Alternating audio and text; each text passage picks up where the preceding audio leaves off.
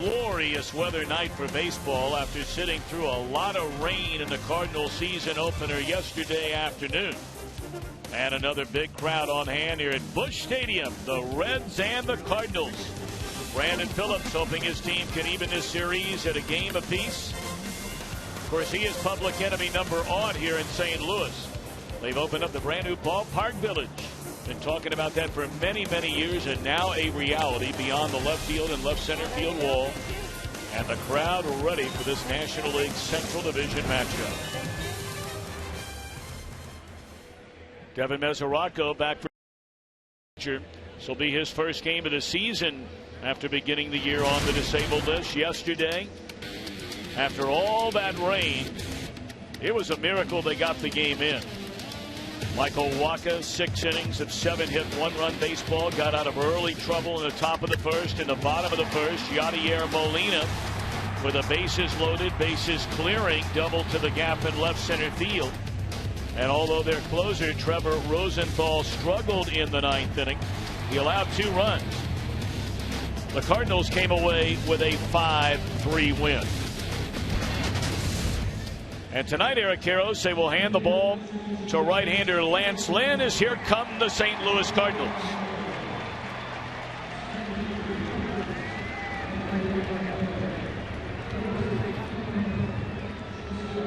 Reds have a first-year manager in Brian Price taking over for Dusty Baker. His starting lineup has a highly touted youngster, Billy Hamilton, leading off in center field, Brandon Phillips in the 2-hole, and Joey Votto. Very good career numbers against the Cardinals starter tonight. Jay Bruce, more home runs than any National Leaguer over the last 5 seasons, followed by Ryan Ludwig and Todd Frazier, a latter third of Zach Cozart. We mentioned Mesoraco and Homer Bailey on the mound. Lance Lynn, a season ago, a big part of their success, a 15-game winner for the National League champions.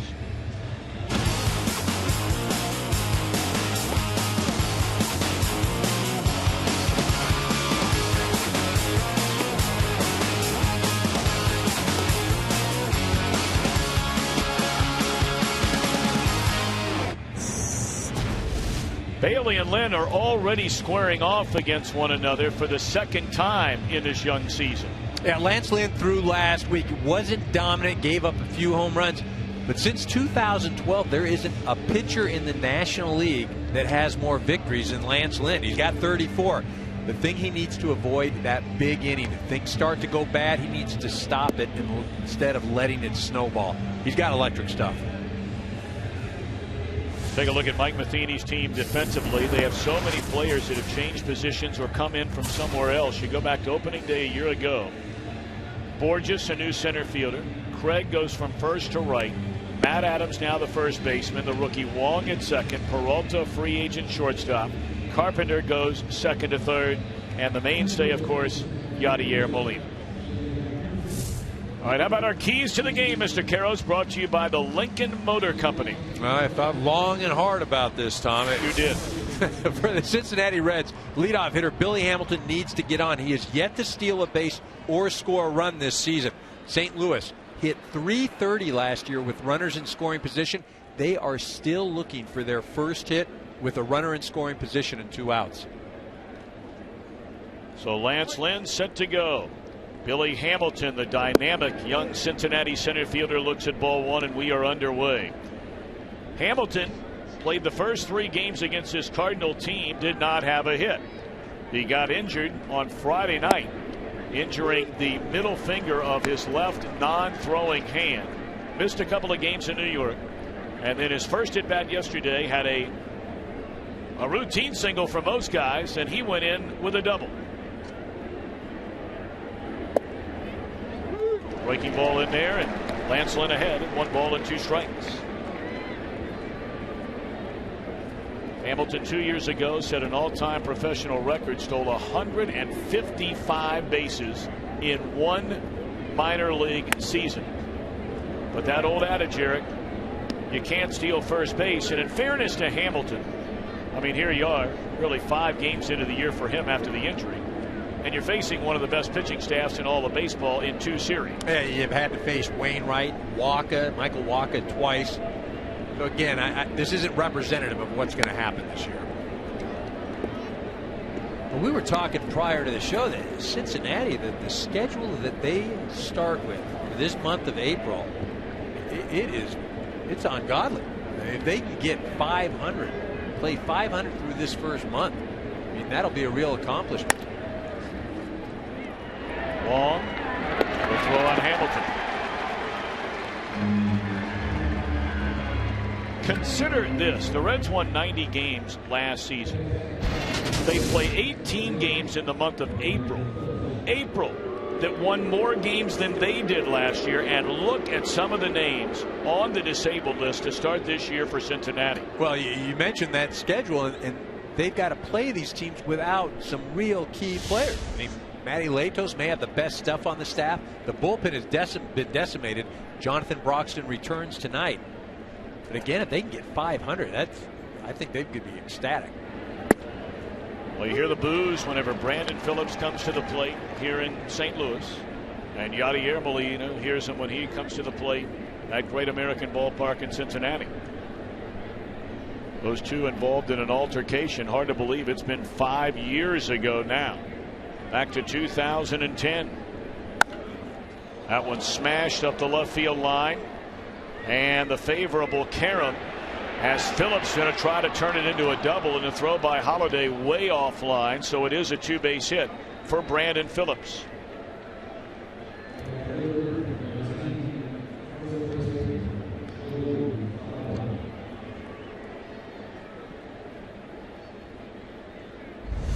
Oh, when Phillips hits this ball, he's thinking double immediately, but the way it caroms off the wall, Matt Holliday feels like he's got an opportunity. You see Brandon Phillips keeping that head down, the bat all the way through.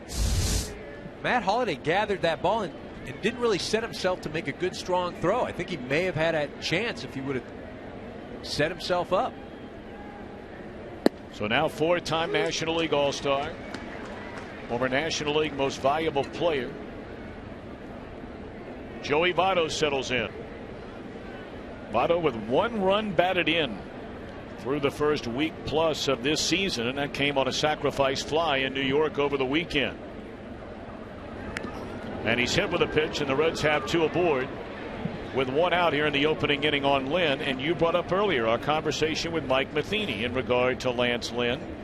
As much success as he has had, the 1 bad inning seems to follow him around. Well, and this has the makings of it. You get that ground ball down the line. Phillips hits hard, then a hit by pitch.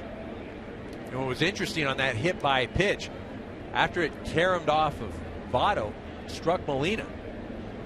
He's gathering himself right now. It'll be interesting to watch, though, Lance Lynn as he goes after Jay Bruce here, because this has the makings of that snowball inning. Bruce very slow to get started, only 4 hits in 25 at bats. 2 of those hits home runs. He takes ball 1 away. Jay Bruce has been the National League's top home run hitter over the last 5 seasons, 145 of them. That's more than Ryan Braun, Ryan Howard, Joey Votto, anybody.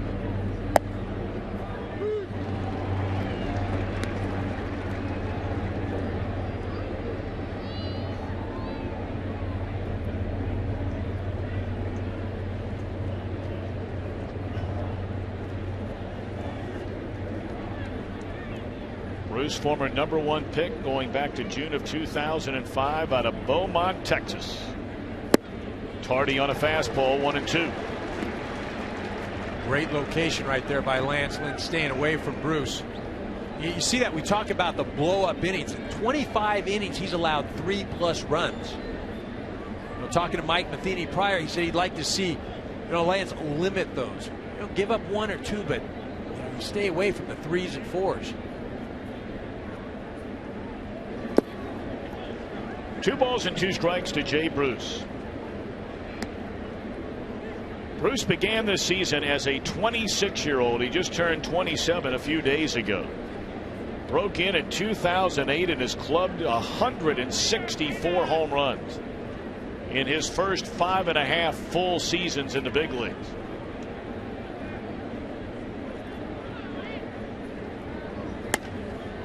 That's off the end of the bat and will carry towards right center field, and that will get by Craig.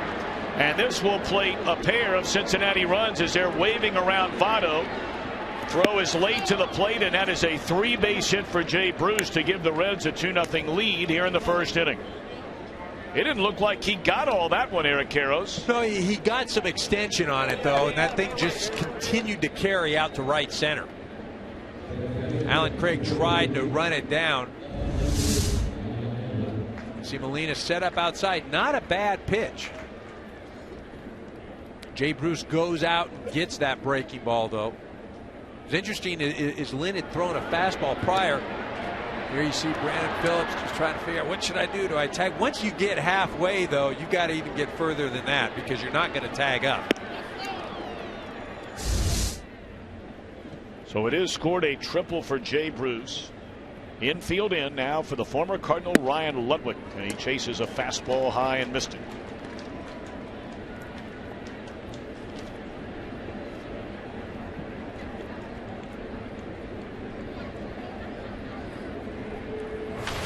Many wonder why the Cardinals here in the top of the first inning are playing the infield in. But let me tell you, for those of you that have not watched much of these two teams, these are two of the best pitching teams not only in the National League but in all of Major League Baseball, and runs are precious and few. The first two games of the year were 1-0 decisions between these two teams. Well, I think it just shows the respect that the Cardinals and Mike Matheny have for Homer Bailey.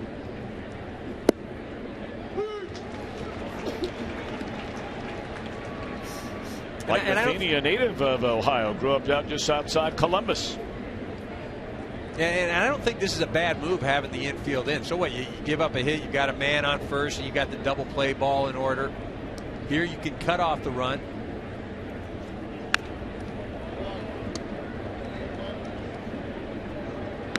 Ludwig, one of the very few Reds to get off to a good start offensively this year. He and the man who bats behind him, Stu Frazier, have been the best hitters in this Reds lineup. Ludwig 8 hits and 22 at bats with a home run and a pair knocked in. Jay Bruce, a runner at third, 1 out here in the opening inning. The Reds have scored twice.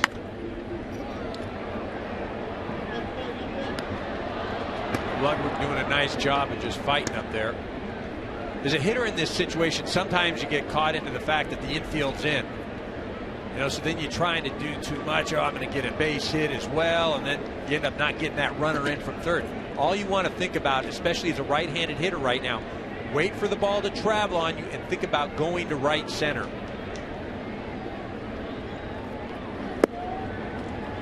Takes a pitch down and away. Pretty good battle here. Ryan Ludwig and Lance Lynn with a runner at third, 1 out in the infield in.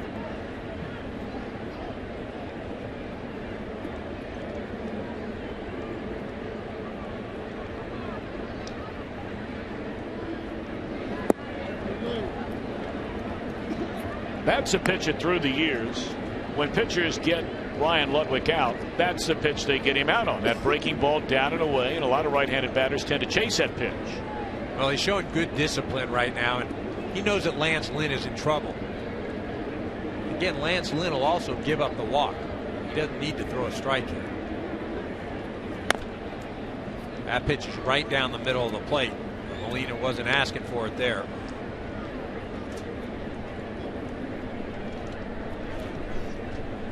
Ninth pitch in this at bat coming up from Lance Lynn to Ryan Ludwig. A 2-run triple by Jay Bruce here in the opening inning. Bruce leads down at third, infield drawn in with 1 out. And that is in the air, deep left center field. Holiday drifting back, now comes in, makes a catch, but plenty deep enough to plate the third Reds run here in the top of the first inning.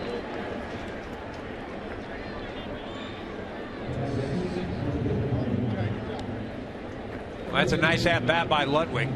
Continued to battle Lynn. He was down 1-2 in the count.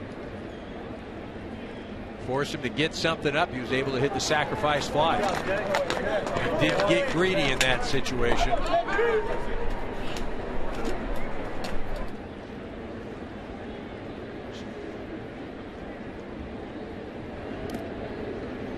So now Todd Frazier, 9 hits in his first 25 at bats. 2 home runs, 4 runs batted in. He hit both home runs in the same game. That was a game started by Lance Lynn in the series finale in Cincinnati last Thursday afternoon.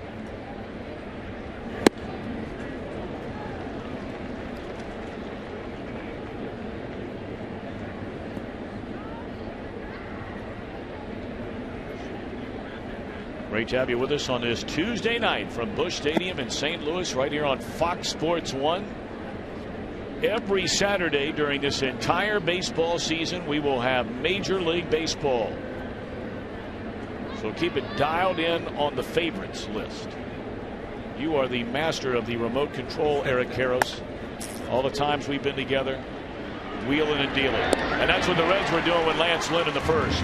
Thanks to Jay Bruce. A 2-run triple to the gap in right center. 3-0 Cincinnati in front.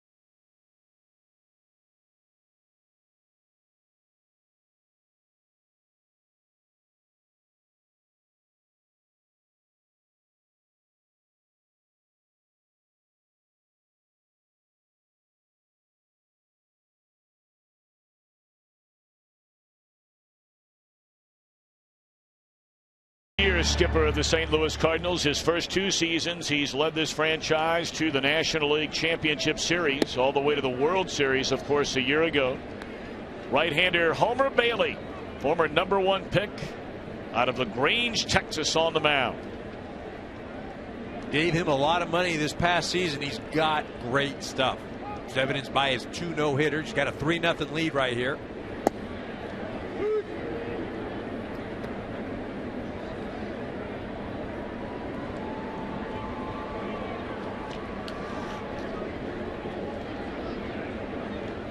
Both of these teams loaded with young, outstanding starting pitchers. And Bailey, although it seems like he's been around forever, they first brought him to the major leagues in 2007. He is only 27 years young. He's won 49 major league games. 24 of those have come in the last 2 seasons with an ERA under 3.5. But this is a guy he has had major trouble with. Matt Carpenter, 11 hits in 19 career at-bats against Homer Bailey. Well, he obviously sees the ball well against Bailey. And Bailey wondering where that missed. Home plate umpire is Trip Gibson. Carpenter, a spectacular season a year ago. The only way to describe it. Knocked in 78 runs, primarily as a leadoff hitter. Had a whopping 55 doubles.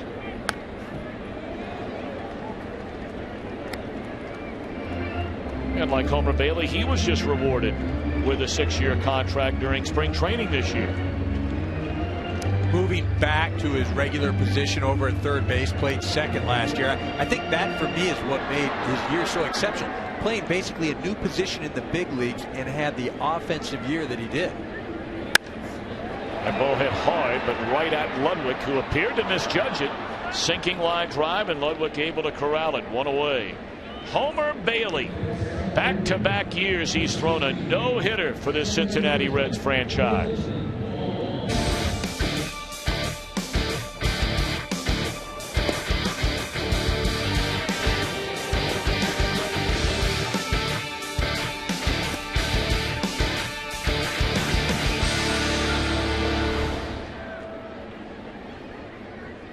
One gone for Bailey, and now he faces the rookie Colton Wong. Born and raised, still makes his home in Hawaii. We ran into a fellow last night after the game who spends half the year in Hawaii, big Cardinal fan. And he told us when you get over there each and every night, or for them during the day, when the Cardinals are on television, and that entire state rooting for this young man. That's how that state is. They very fond of their own players. Shane Victorino comes to mind. Somebody that a fan favorite over there. You go over the island, you see Victorino jerseys. Now, we mentioned Bailey made his first start of the year against these Cardinals and did not pitch well, admittedly so, after the game. There's a roller. Wong can fly. Frazier on the run and couldn't find the handle. That'll be an infield hit for Colton Wong. So 1 on, 1 out. Let's take a look at Mike Matheny's starting lineup here tonight. Matt Holliday coming up. Alan Craig moving from first to right. Yadier Molina in the 5-hole with big Matt Adams down at first base. A ladder third of the newcomer Johnny Peralta, another one in Peter Borges, and Lance Lynn on the mound.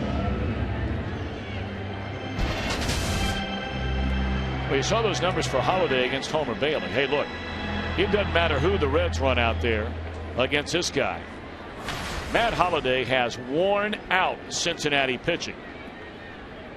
He has 40% more hits against the Reds than any other player since he arrived in St. Louis in 2009.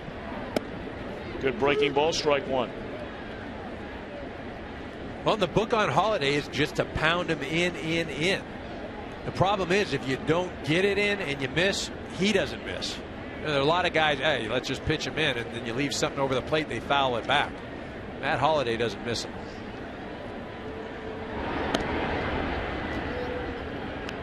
This guy has really put together an outstanding career. He's hit over 306 times, 20 or more home runs 7 times. 34 years old. He is the oldest Cardinal position player.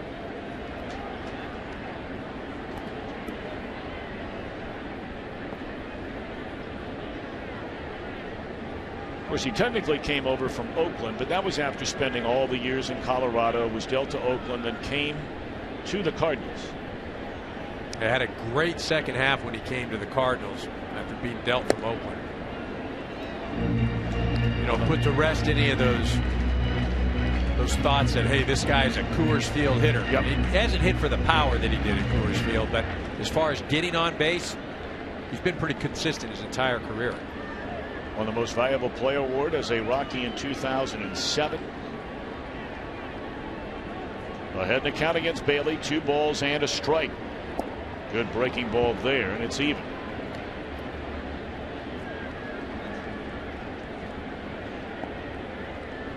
Holliday will surpass the 1,000 career RBI mark before this summer is over. Already better than 250 career home runs. He has just been one of the best offensive players in either league for better than a decade. But gone on strikes here. First of the game for Bailey, 2 out.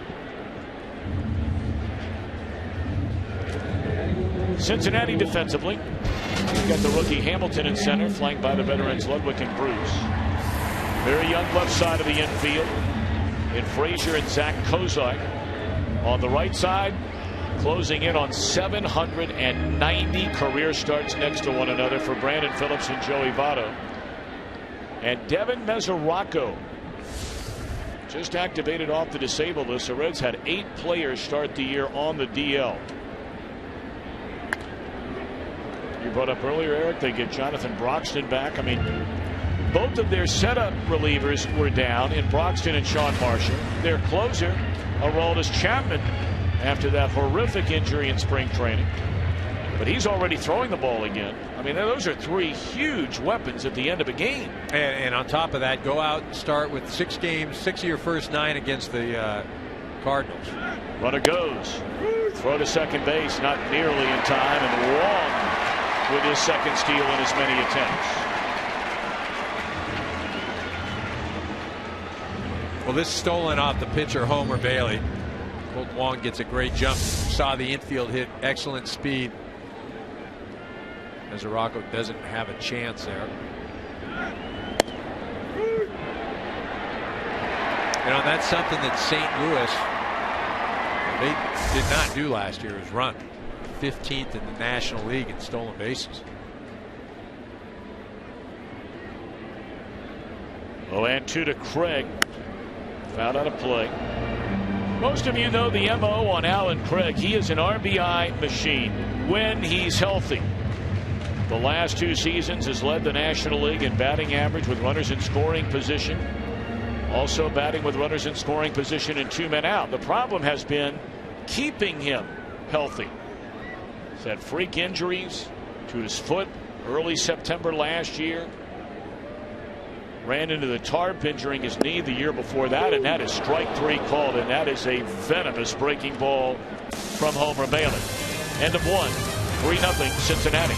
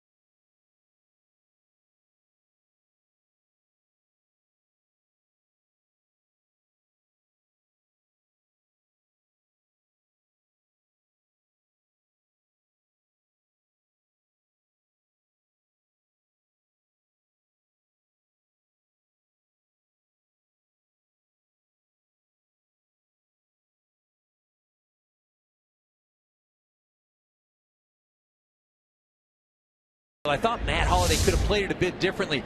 He just runs over as it caroms off the wall with his head down. He doesn't know where Phillips is at all, and he just gets it and flings it in there.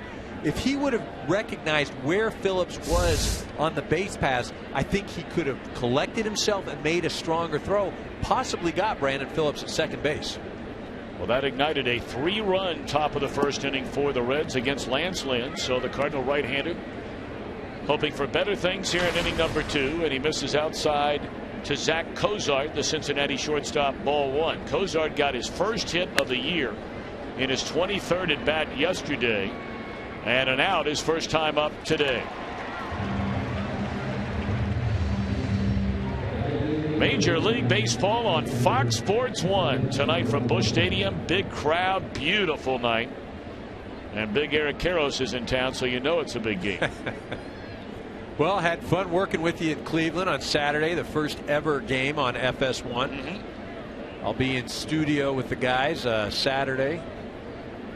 Versatile. I'm loving this FS1. You really are. I'll tell Eric you, the Karros, the for versatility. The baseball coverage on FS1, though, is as good as any. It really is. Devin Mesoraco, his first at bat of the season. Former #1 pick out of Punxsutawney, Pennsylvania. And of course, you know what goes on there. That's Groundhog Day. Phil lives there, right? That's right. That ball is in the air to left center field, hit very well by Mesoraco. And in his first at bat here in 2014, Brian Price says, "Welcome back, young man." Well, yesterday, Brian Pena doing it a little bit. Catcher for the Reds, had 3 base hits. Mesoraco saying, "Hey, I can hit too."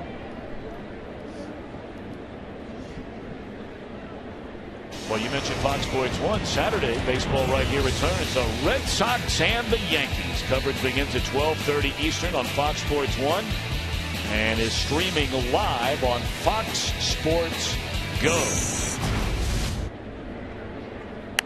1 out, 1 on for the pitcher Homer Bailey, and he's down a strike.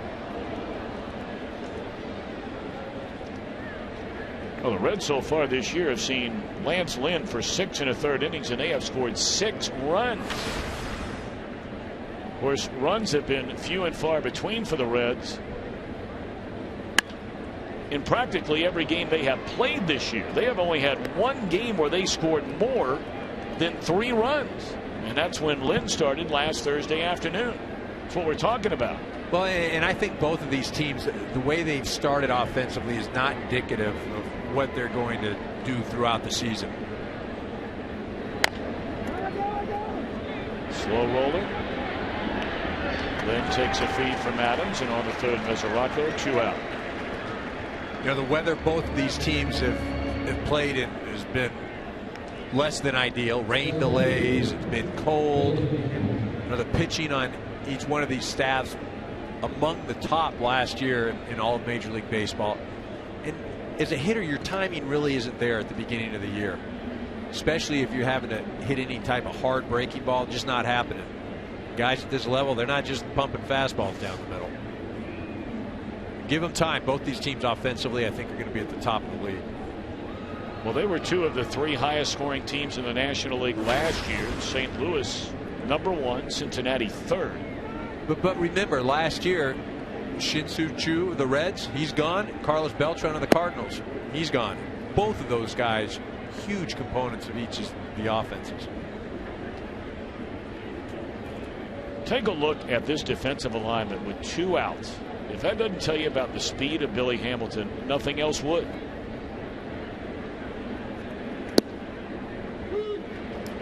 One and one. You see basically everybody charging on that except the shortstop. Even Colton Wong. And I think because Colton Wong, the second baseman, he's got to charge because they do not want Matt Adams to have to go to his right to field the ball. They feel if Matt Adams, a first baseman, has to go to his right to field the ball, then it's a foot race between Hamilton and the pitcher Lance Lynn. And I don't know for sure, but my guess is Hamilton wins that 100 out of 100 times. Well, many believe it's not even debatable that Hamilton is the fastest man in the game, and there is a 2-out single into center field. An RBI for Billy Hamilton, scoring Devin Mesoraco, and the Reds now lead 4-0 here in the second inning. That might give this young man a little bit of confidence. Well, it gives him some confidence, and I think right now you've got, if you're Billy Hamilton, you've got to run here. Absolutely, you've got to go. The very worst, Brandon Phillips leads off the next inning. His ball up in the zone. Hamilton does what he's going to be asked to do all year. Just put the bat on the ball, hit it on the ground, let the legs do the rest.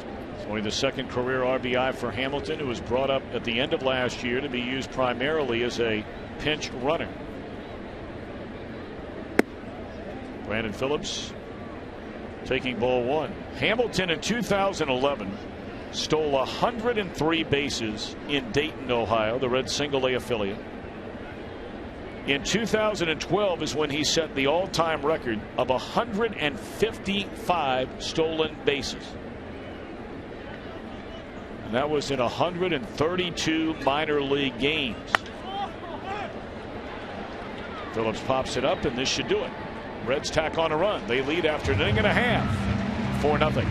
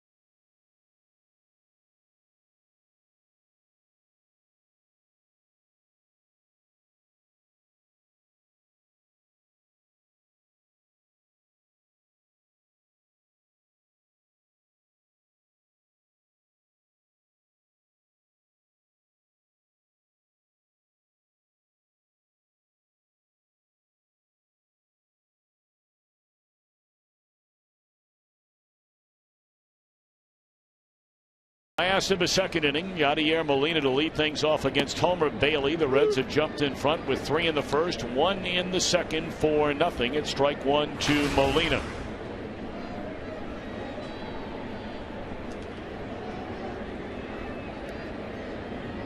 Molina 6 hits, 27 at bats, but he's made the most of those 6 base hits. A pair of home runs, 6 runs batted in, 3 of them coming with the bases loaded in the first inning of the Cardinals home opener yesterday.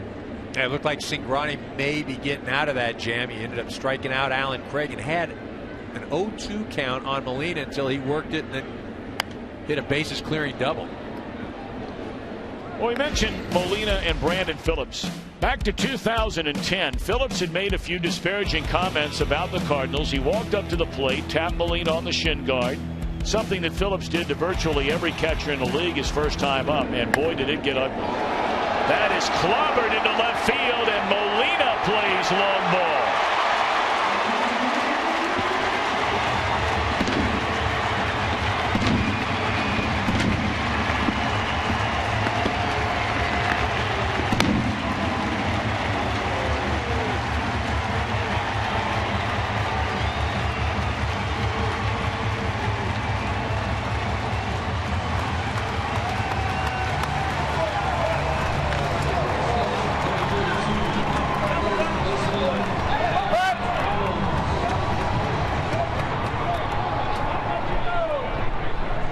You mentioned a 2-strike count when he had the 3-run double yesterday. That was a 1-2 pitch that he launches to the seats and left. In the hole at short, Cozart throws and not enough time. That is the 4th hit this year. The Reds have put a shift on the left-handed batting Adams, where he has hit the ball for a hit the other way. Yeah, I've watched Adams hit some line drives into left field, and at some point you're just going to have to say uncle with the shift. I mean, it obviously is not playing any kind of psychological issues with Adams because he's willing to go the other way. Now, if you're going to say, well, hey, we're okay with him hitting the ball the other way and keeping him in the ballpark and hitting singles, that's one thing. But you look at that, 6 base hits to left field. Time to trash that shift. Well, now Johnny Peralta came over, of course, as a free agent during the offseason, and it really raised a lot of eyebrows. Coming on the heels of the fact that Peralta was suspended 50 games last year for his role in the biogenesis scandal.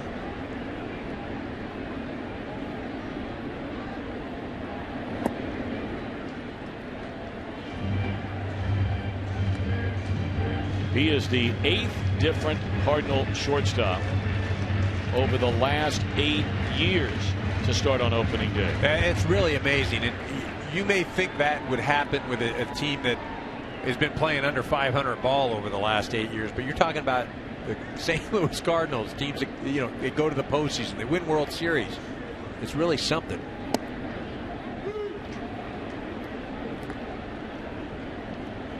Of course, yesterday, the huge celebration, all the former Cardinal Hall of Famers that are with us on the field during the pregame, and Ozzie Smith there last night. And then again tonight. It's very cool what the Cardinals organization does for their Hall of Fame players. They receive a ring from whatever the team the year before might have done. In other words, the Cardinals won the National League pennant last year. Well, Ozzie Smith and Tony La Russa is going into the Hall of Fame this year, and Red Shane Dinks and Bob Gibson and Whitey Herzog and Bruce Sutter there on the left. They get rings. Well, they're probably as good as any organization in all of baseball in embracing their past and celebrating their past. And a credit to these guys as well for continuing to come out and support the Cardinals, to make appearances. 2-2. 3 balls and 2 strikes now to Johnny Peralta. See, this is where Homer Bailey, he gives up the home run. Okay, just shut it down now. You've got a 3-1 lead, 4-1 lead, excuse me. Don't let the Cardinals build momentum and get back into the ball game. Adams gets the infield hit, but you've got to put away Peralta. Which he does. Peralta thought it was ball 4. Well, one thing is for certain, Bailey has that breaking ball working early in this game tonight. Well, not afraid to use it, but this was a fastball to Molina. You mentioned a 1-2 pitch, so obviously not the location that Bailey wanted. And you watch, here's contact. That back right elbow is tucked when he makes contact up against the body. Then he continues through. That's where the extension takes place after contact has been made. Peter Borges hooks one into left field, a base hit.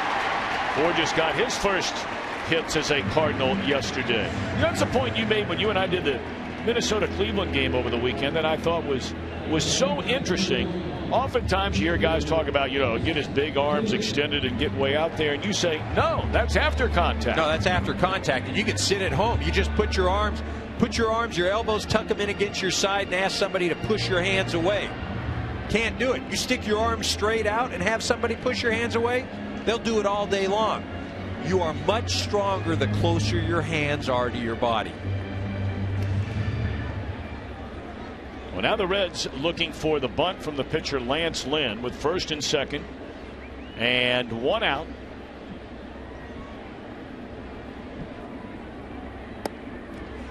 And that's strike 1 to Lynn.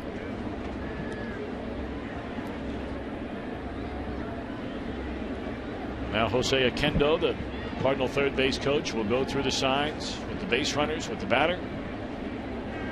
Lynn not even offering to bunt at that first pitch fastball down the middle. Well, Lynn has got to get this ball down. You've got Carpenter on deck, who sees the ball extremely well against Homer Bailey. You could get runners to second and third with Carpenter at the plate. One swing of the bat puts you right back in this ball game.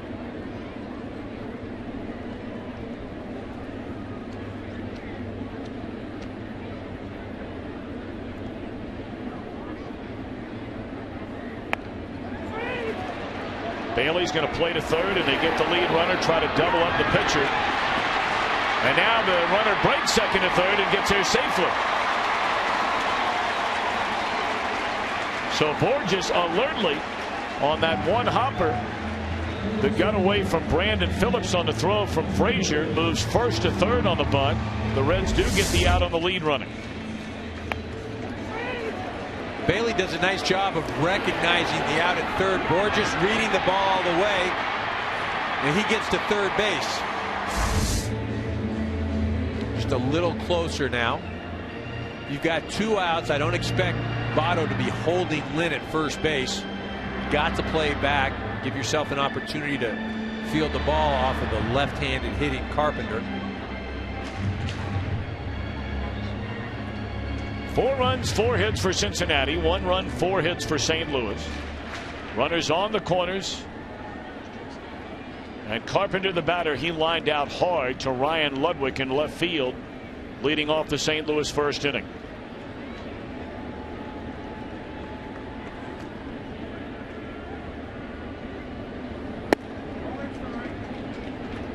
Eric, you touched upon it before we got started today. Bailey was not sharp with much of anything. And he said as much after the game. As there you see the numbers for Carpenter against Bailey. Bailey strained his right groin in spring training and did not pitch in a major league spring training after the middle of the month of March. Yeah, I believe March 10th with his last start at the big league level in spring training. And didn't throw again until last week in Cincinnati, and those were less than ideal conditions. But tonight, it's beautiful tonight. Well, now Carpenter left foot in, right foot in. Runners on the corners, 2 outs, but a 2-0 count to the Cardinal third baseman. Yeah, I've got to be off the plate here. Wow. Carpenter took a 94-mile-an-hour fastball right down the can. Yeah, he really did. The Cardinals were simply exceptional in that category last year, along with runners in scoring position overall. Eric touched on it earlier. Last year, an all-time major league record, .330 batting average. With runners in scoring position, they hit over 300 with runners in scoring position and 2 outs. And Joe Strauss, outstanding beat writer from the St. Louis Dispatch, was crunching some numbers the other day and said even if you put the Cardinals, say, 5th in the league last year and where that batting average would be, you're figuring between 85 to 105 fewer runs. Breaking ball, a 3-1 pitch in there for strike 2. Well, it really was amazing what they were able to accomplish last year. Mentioned Homer Bailey likes the breaking ball tonight. He's felt pretty good with it. Got Peralta on a 3-2 pitch. Again, we talk about the Cardinals and hitting with runners in scoring position. They are still looking for their first hit with runners in scoring position and 2 outs. Yep. Have not had one yet this year. I mean, take a look at that. I mean, that last year, you don't know how that's going to sustain itself. And it caught up to him because in the World Series, they weren't close to having those types of numbers. 3-2 pitch on Carpenter. And there's their first 2-out hit with a runner in scoring position, and it comes from Matt Carpenter to make it a 2-run ball game.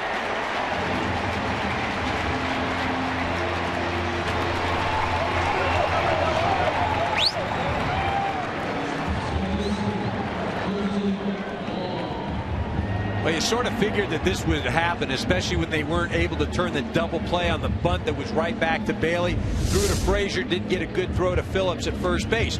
You bring up Carpenter, who's had a lot of success against Homer Bailey. He continues that success.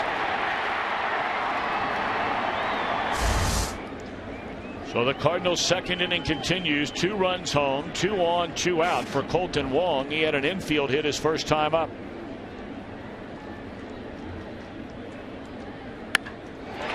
And that one into the corner will go all the way to the wall. And this is going to tie the game. Wong on his way to third with a 2-run triple.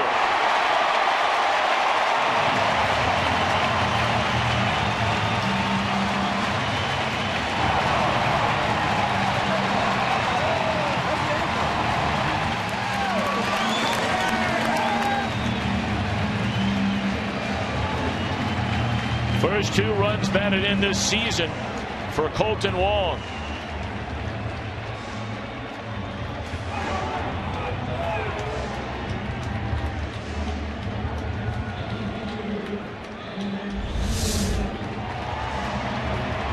Well, this is just a hanging breaking ball left out over the plate. Wong just crushes it into the corner. Bruce does all he does just to get over there, make sure he picks it up cleanly. Carpenter running well, scores easily. I think, though, this is one of those things, though, that when you commit to a guy like Homer Bailey and you're going to say, hey, you're going to be our cornerstone guy, we're going to sign you up for 6 years, but you hand him a 4-run lead, but you've got to be better than this. You know, you're pitching the bottom part of the Cardinal lineup. You let them right back into the ball game. And that, you know, it has something to do with stuff, but it also has something to do with, all right, I'm not letting them get back in this game. Well, now the go-ahead run in this 4-run second inning stands 90 feet away, and Matt Holliday settles in.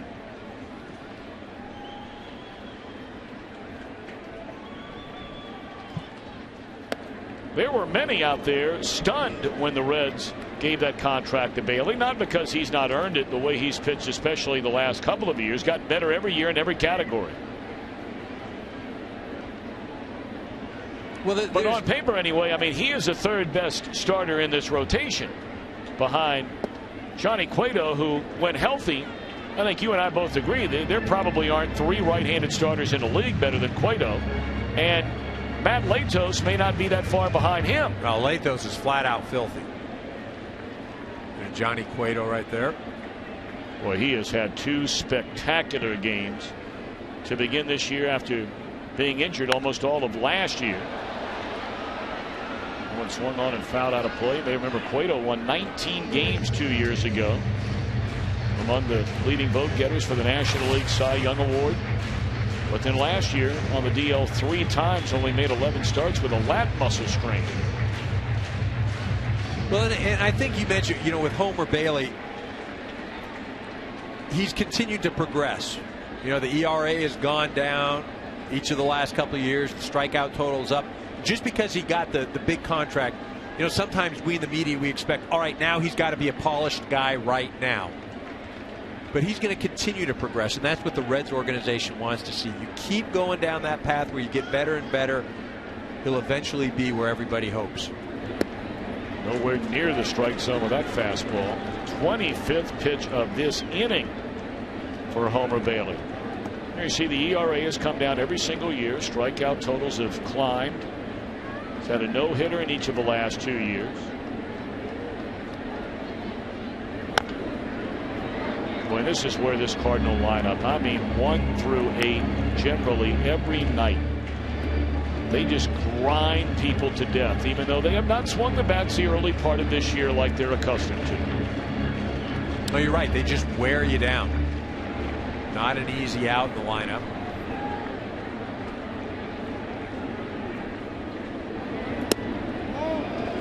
Bailey was on his way to the dugout. He thought that was a breaking ball for strike 3.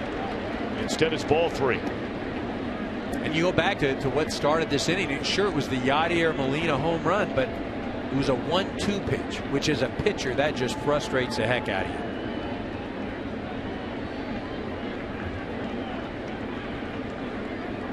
Payoff pitch to Holliday.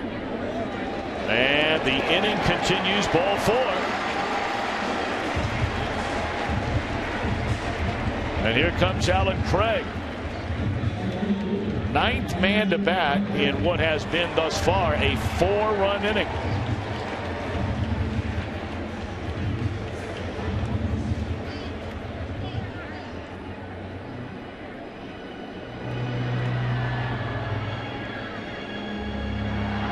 Homer Bailey in search of that ever so elusive 3rd out in this inning.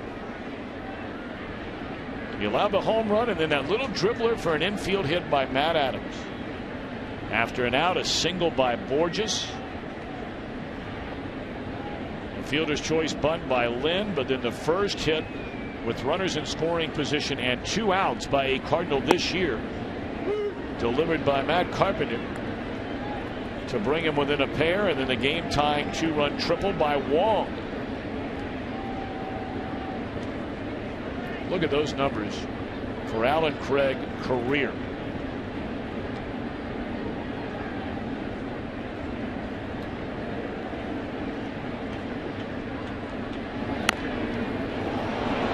Should be the final out of the inning. Bailey will make the tag, and it is. 9-bat, 4 score. Something the Cardinals did seemingly every night last season, deliver with 2 outs. First 2 hits of the year to bring in 3 of their 4 in the inning come with 2 outs.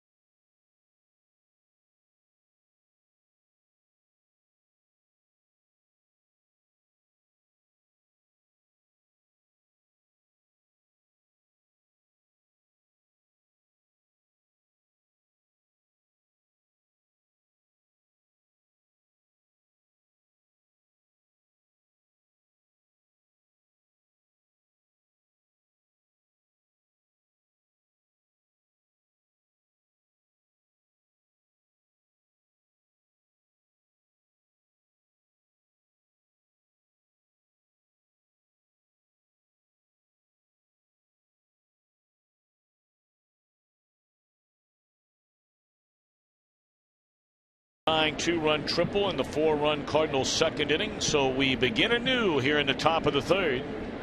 A 4-4 game. Middle part of the batting order for Cincinnati. Joey Votto looks at ball 1. Votto hit by a pitch. His first time up. Well, Lance Lynn, we've already talked about the outstanding stuff he has and what a winner he has been. But it's always the old adage about it's not how you pitch sometimes, it's also when you pitch. Since Lance Lynn came into Major League Baseball in 2011. Now think about this. 11, 12, 13, and now the beginning of 14. His team has averaged 6 runs per game in his starts. Second most among all pitchers, and second only to Max Scherzer. Well, so he's got 2 more to get, right? That's what he's going to probably tell everybody when he gets back in the dugout. I mean, that is mind-boggling. It's by far the highest of the top 5. He's the only National Leaguer getting that kind of support.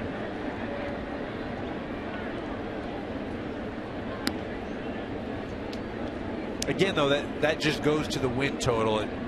He's got great stuff, but he usually has the one big inning. Now the Cardinals are hoping that one big inning was the first. He's able to shut down this Red Ball Club.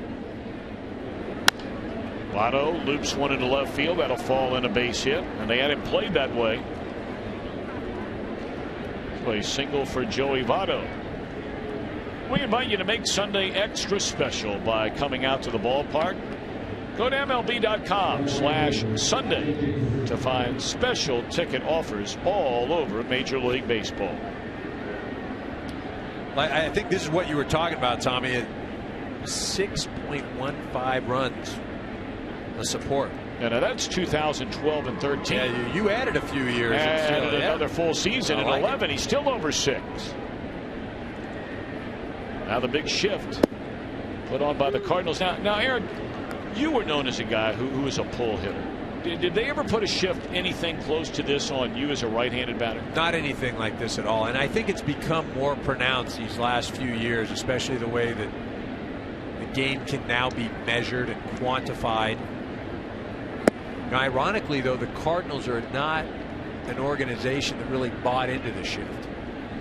You know, but they've come around now, and defensively they're just as pronounced as some of the other ball clubs. Tampa Bay, Joe Madden, wow, he employs it a lot.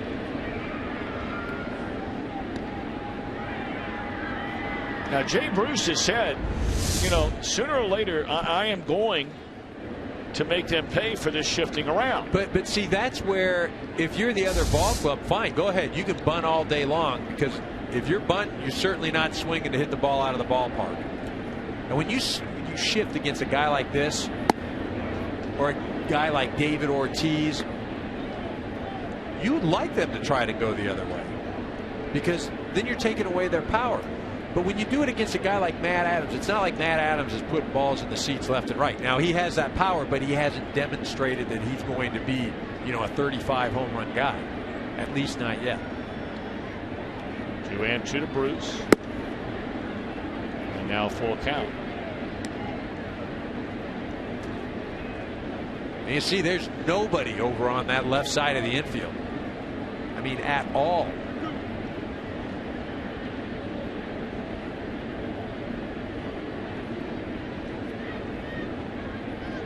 A 3-2 pitch on Jay Bruce. And he just missed that one. A little bit underneath it. And Borges will wave off Craig, and we check in with our buddy Chris Myers for a game break back in Los Angeles. Chris.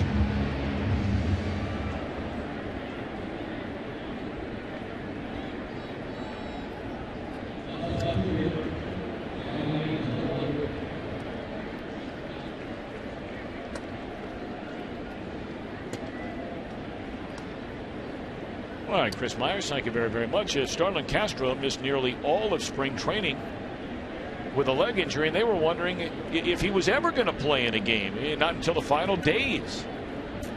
One of the few young players the Cubs have tied up to a multi-year deal. He and Anthony Rizzo, the first baseman. Well, there is very little doubt this National League Central Division is loaded. You had 3 teams that won 90 or more games a season ago. Of course, both the wild card teams came out of the National League Central. As Ludwig, first pitch swinging, pops it up behind the mound for Wall. 2 out. You know, and even the Cubs, if you're going to play the Cubs last year, and they had a bad year, they lost over 95 games, but they were the 8th best pitching team in the National League. And now Milwaukee's added Matt Garza to go with a very solid rotation, and who knows how this whole thing shakes out. I think Milwaukee will make the biggest impact. They've got some guys, you know, Gallardo back there, Loesch, Garza, Ryan Braun back. I'm still not, you know, the Cubs for me still, they got some things to deal with.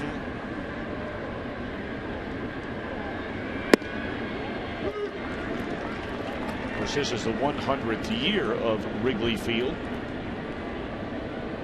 opening up in 1914, known as Weekman Park.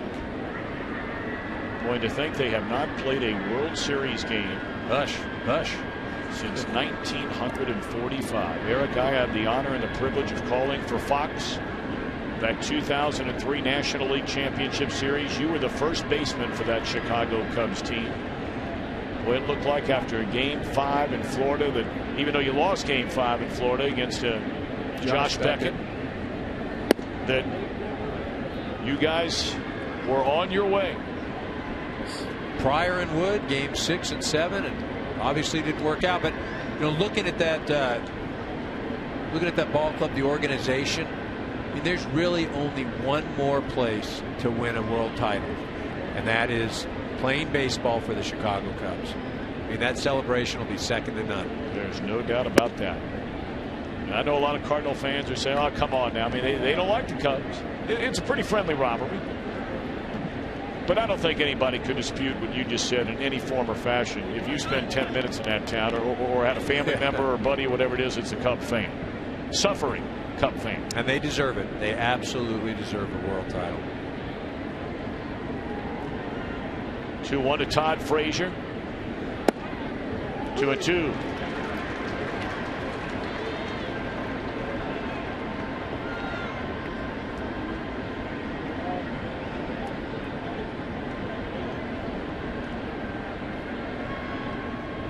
Lance Lynn on the cusp of what Michael Wacha did successfully the first 4 innings last night. Give up a leadoff runner to the Reds and then get out of the inning.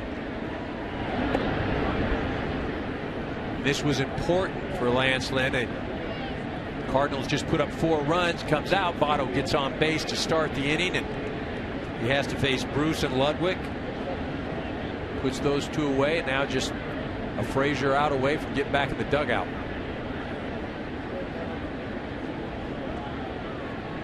Two balls, 2 strikes, 2 outs. And the inning is over. Good comeback inning indeed for Lance Lynn. We were talking about those suffering Cub fans. They know all about World Championships here in St. Louis.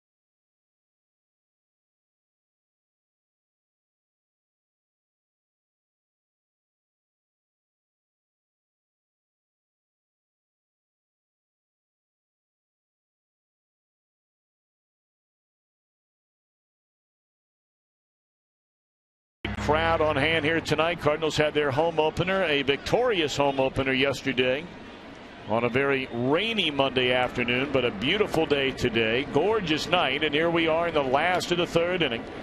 Cincinnati scored 3 in the first, tacked on a run in the second, and the Cardinals came up with a 4 spot to tie it in the bottom of the 2nd inning.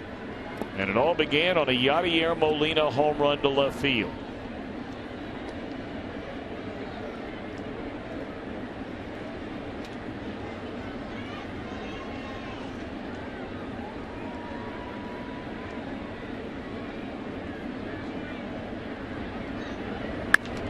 You know, you were talking about Homer Bailey and being given the 4-0 lead.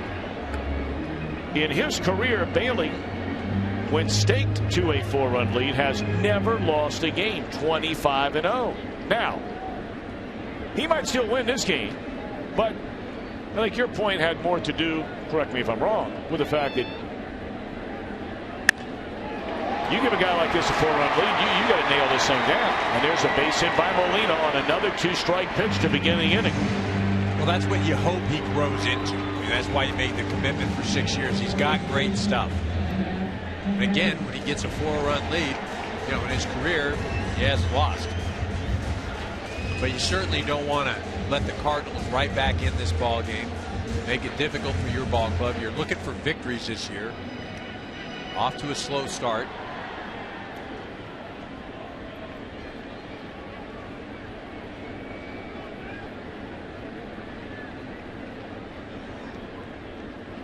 So now Matt Adams, he had that little dribbler that against the shift would have normally been a routine ground ball to the shortstop. But because the shortstop, who once again is standing virtually behind the second base bag, it was a rather easy infield hit for Adams.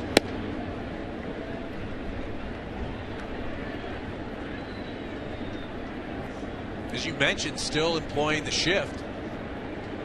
Really only one infielder on that entire left side.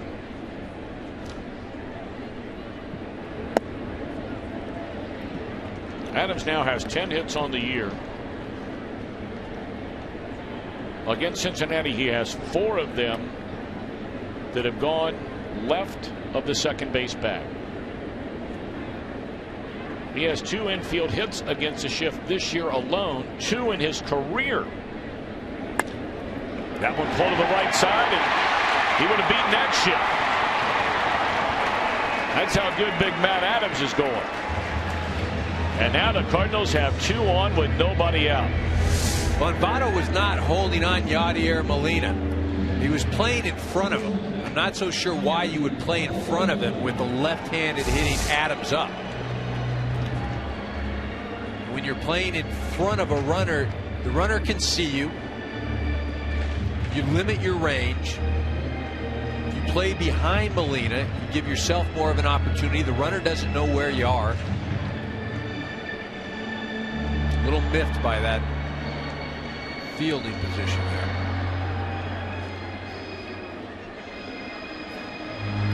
Nine of the last 11 Cardinals have reached base against Homer Bailey. And here's Johnny Peralta. He struck out his first time up. That ball is in the air to right field, and Bruce there. Out number 1, and we check in. A big day today for Ryan Braun. How about it, Chris Myers?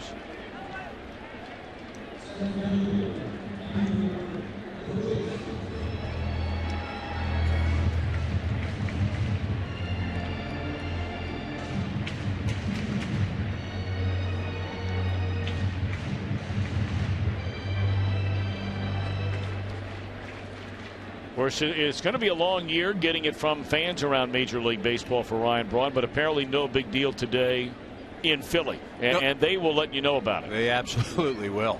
I think that's the sleeper team. You know, you always try to pick one team that didn't have a very good year last year. And you mentioned that, look, the division may be the toughest top to bottom, the National League Central. But I really believe that the Brewers, they've got a lot of good ball players. Segura at shortstop, excellent. Gomez out in center field.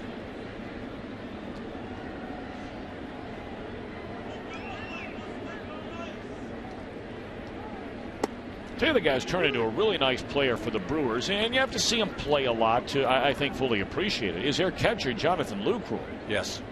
This guy has turned into one of the better catchers offensively, defensively in the league. Well, you could argue he's a poor man's Yadier Molina.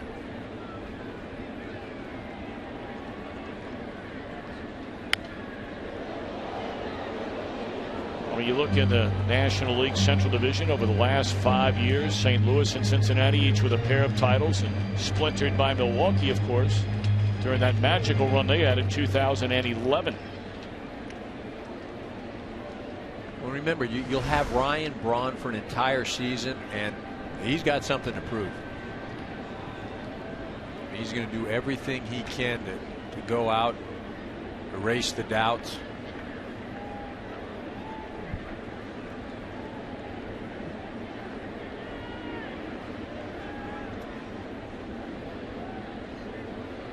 Bailey already up. You see there in the lower left-hand corner, 61 pitches, and here we are in the bottom of the third inning.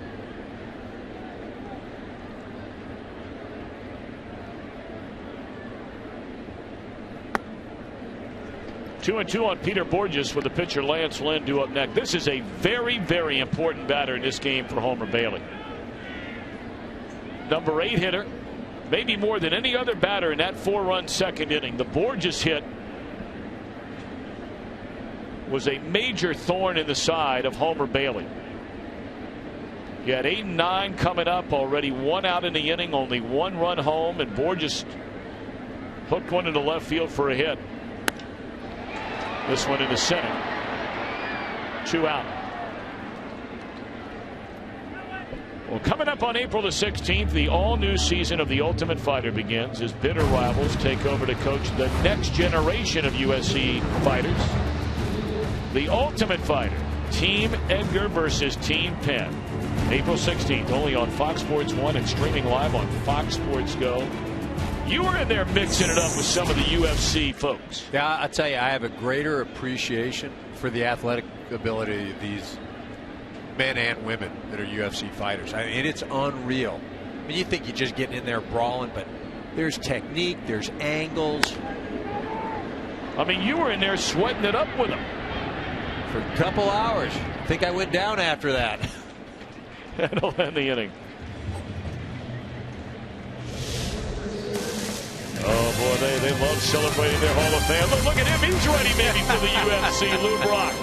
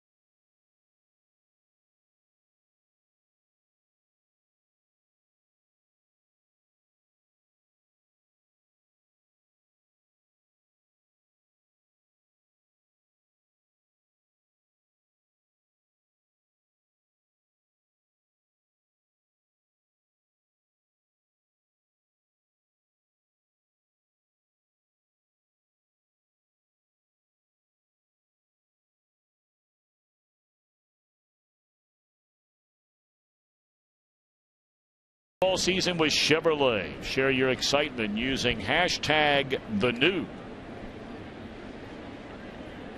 Alongside Eric Karros and our entire Fox Sports 1 crew, I'm Tom Brenneman, welcoming you back to Busch Stadium. A little angel rooting for her Cardinals here tonight. 4-4 game as Cincinnati bats against Lance Lynn in the 4th inning.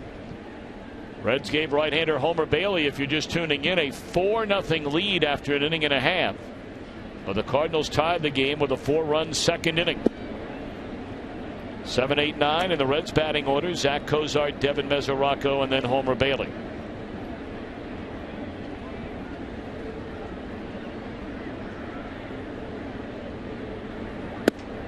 Cozart 1 hit in 24 at bats to begin this season. A young man who got off to a very slow start last year, hit .211 in April and May, and then from June through the rest of the year he was nearly a .290 batter. Chases that one down and away. And Wong calls off Adams. 1 out.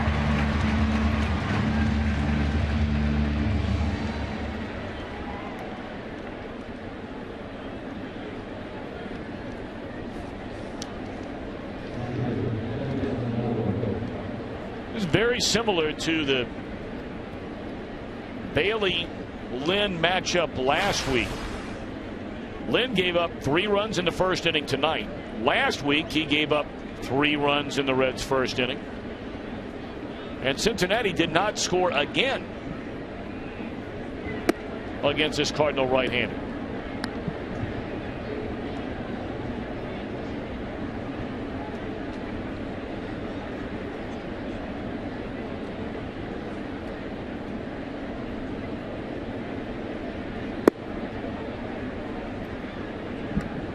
Talked about Devin Mesoraco, a #1 pick, highly touted offensive catcher. Continues to work on his skills defensively. When the Reds felt like 2014 was his time to be the everyday guy, they traded away one of the best defensive catchers in all of baseball, Ryan Hanigan, sending him. He's now the starter down there in Tampa Bay to open the door for Devin Mesoraco.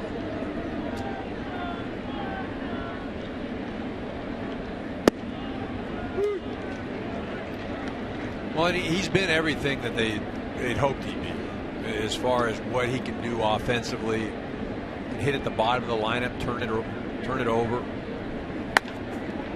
That ball scalded down the left field line off the bat of Mesoraco, and his first 2 at bats coming off the disabled list just yesterday, and this is his first start, a pair of doubles.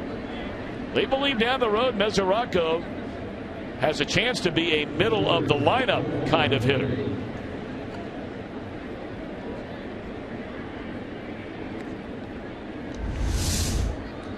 Watch Lance Lynn here. He drops down a little bit. Kind of flattens out and stays in the inner half of the plate.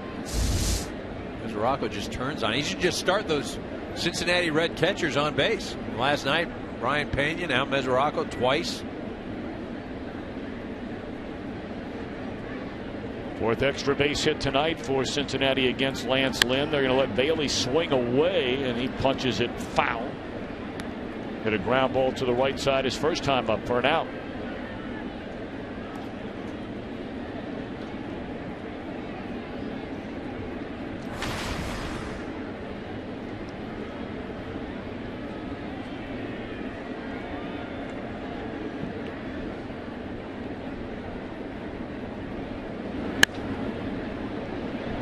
Once more fouled off out of play.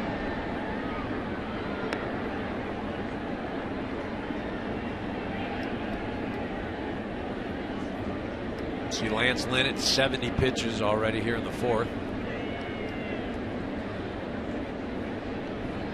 It hasn't been easy, but it's grinded after that first inning.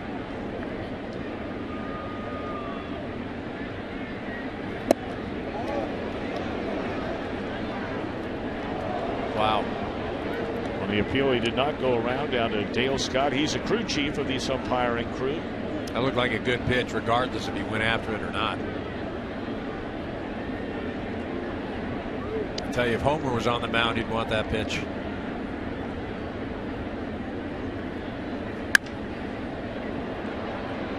That'll back up Craig, but he's there to get it. 2-away in the inning. Fox Sports Supports is proud to collaborate with Stand Up to Cancer, a groundbreaking innovative created to accelerate innovative cancer research. It gets new therapies to patients quickly in order to save lives now. For more information, visit foxsportssupports.com.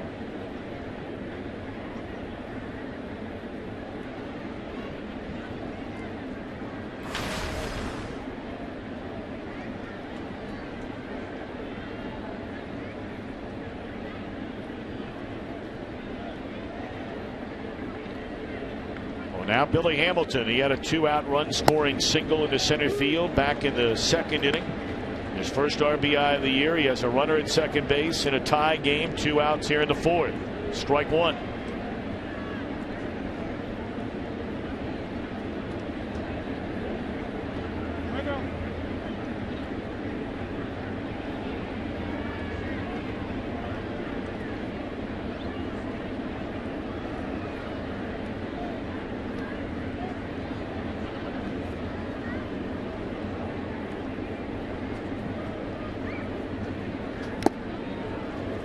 0-2 on Billy Hamilton.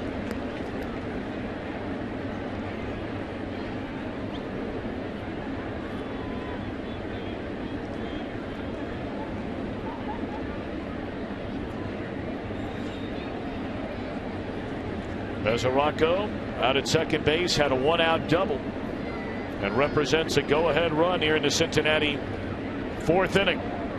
0-2 to Hamilton. Inning over. Second strikeout of the afternoon or tonight for Lance Lynn. Top of the order coming up for St. Louis in a 4-4 affair.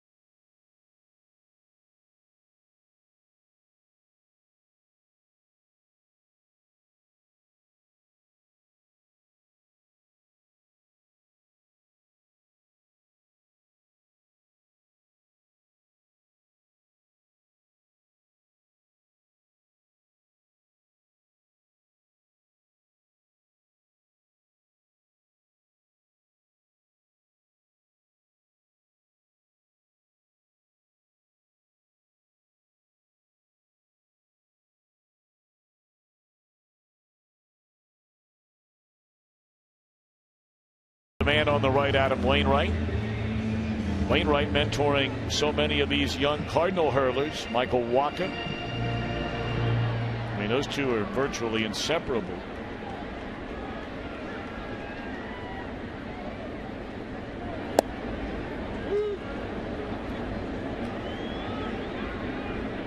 You don't have to be the sharpest tool in the old shed to figure out if there's some guy that you have a chance to be around every day for 6-7 months a year, and they're really good at what they do, and you do the same thing. Wouldn't be a bad idea to spend a little time with that guy who does it pretty well. No, not a bad idea. And not a bad idea either from Adam Wainwright's standpoint to pick the 6'5", 6'6" righty that throws 95 with a great changeup.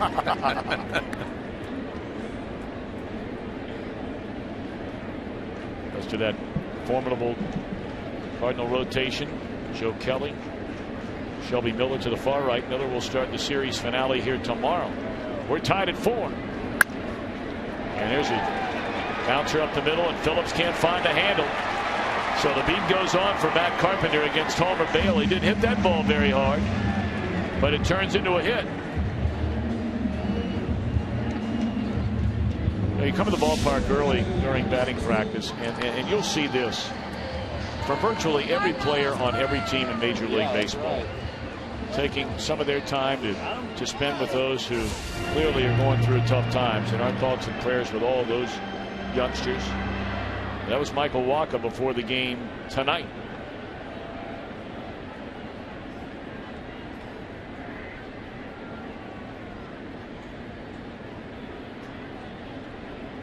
Leadoff man aboard. That's a go-ahead run, and here's Colton Wong, who had a 2-run game-tying triple in the 4-run second inning.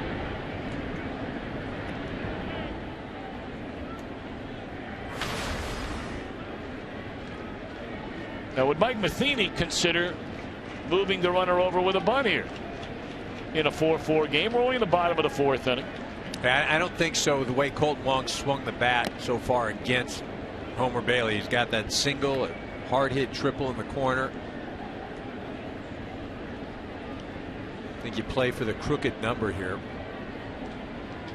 especially since you do get him down to second base. Then maybe you pitch around Holiday, go after Alan Craig, who has struggled tonight so far.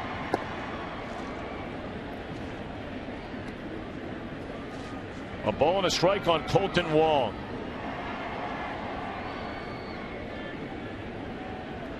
Frazier a few steps in front of the bag over at third, a step off the grass for now.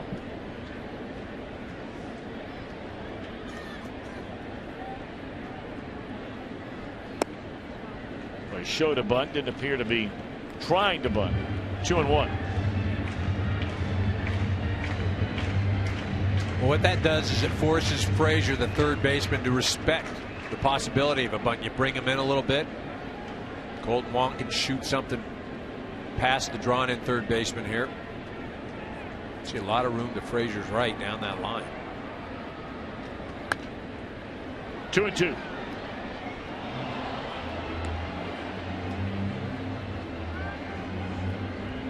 Brett Butler, all-star center fielder with the Giants, the Dodgers, the Braves. He's now the third base coach of the Marlins. He used to employ that a lot. He'd show bunt, draw that third baseman, and then just shoot it down the third baseline. He was one heck of a player for a long time. Yeah, very consistent leadoff hitter, many years. Could get a bunt down as well as anybody. No question. I mean, they'd be playing halfway in. He'd still bunt it for a hit. Yeah. It's good to see he's back at a big league level. He spent a lot of time in the minor leagues as a manager and as a coach. Brett Butler has. 3 balls, 2 strikes on Kolten Wong, and of course he has overcome his bout with cancer. Brett Butler. Throat cancer.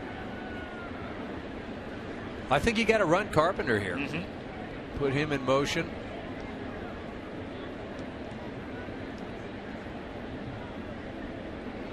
He's taking off. Got a very slow start. Good thing Wong made contact, dumping it foul and out of play. That's not part of Carpenter's game. I mean, he's not known as a speed guy or as a base stealer. He does everything else extremely well.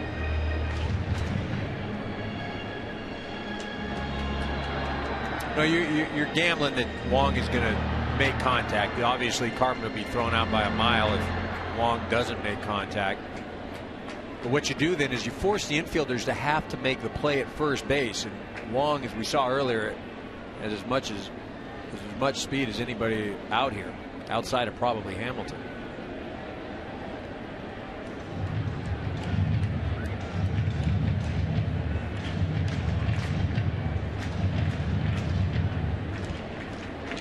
A 4-4 game. We're only in the bottom of the fourth inning. Runner goes, and that is a foul ball or a hit batter. Foul ball. Immediately making the call was Trip Gibson. You see Wong diving in there. And it looked like it got risked there.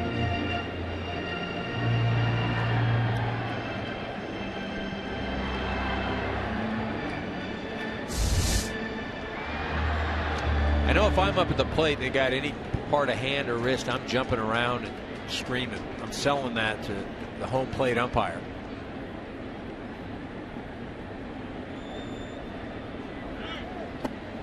There's ball 4. So in this 4-4 game, an infield hit and a walk. And the Cardinals threatening to break this 4-4 tie with nobody out. I would imagine we'll start seeing some bodies moving around in that Cincinnati bullpen. That's Bailey's second walk of the night.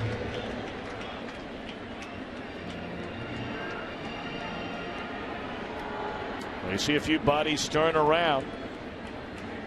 Some guys Loosening up the arms, loosening up some muscles. 4 or 5 of them standing around. Looks like a huddle.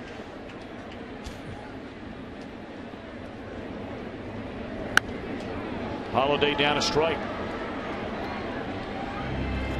And that is the one area where the Reds have really been hit with all the injuries they've had. But nowhere more so than what has been the best bullpen in the National League over the last 5 seasons. They're forced to use Alfredo Simon, who's been an excellent middleman for them the last 2 years. ERA under 2.5 both seasons. He pitched a brilliant game in a win as a starter on Sunday because of the injury to Matt Latos, whom, by the way, they expect to return to the team as early as this weekend, which sends Simon back into the bullpen. We brought up earlier Brian Price, a first-year manager, without both his primary setup men, left-hander Sean Marshall, right-hander Jonathan Broxton, and the closer Aroldis Chapman. Broxton did come back tonight. 0-2 still on Holiday. See, Mesoraco wanted that pitch in, the fastball in, and Bailey missed out over the plate. Holiday was upset with himself. He knows he missed that pitch. You know, and that's what you're looking for with Bailey. You're just looking for consistency, the ability to hit spots. That's an 0-2 pitch, and it was very hittable. You know, much like earlier in the game, the 1-2 pitch to Molina ended up hitting a home run. Well, the Cardinals have had 5 hits in this game tonight with 2 strikes in the at-bat. Good block there by Mesoraco on a breaking ball in the dirt, preventing the runners from advancing.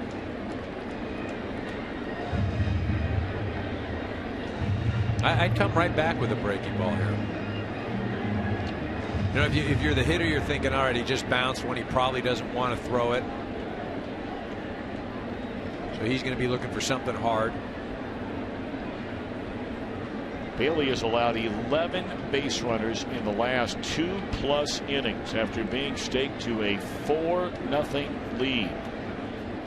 1-2. Came back with a fastball. A runner, a fastball that took a nosedive down and in. For strike 3, it's 4 in the game for Homer Bailey. Nice location. That's that inside fastball. You see it maybe even off the plate a bit. Holiday swings right through it. Excellent pitch. Excellent execution of the pitch.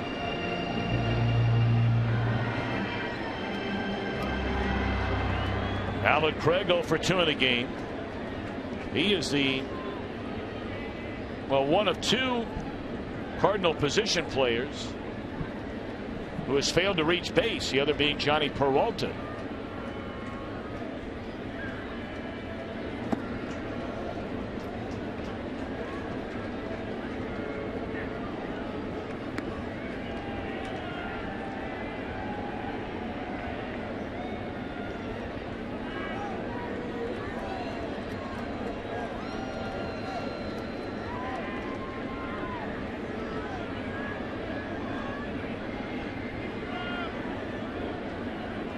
Carpenter, the runner at second base. Colton Wong on at first. 4-4 game in inning number 4. And the 1-0 to Alan Craig. Good fastball that ran in on his hands to even account of a ball and a strike.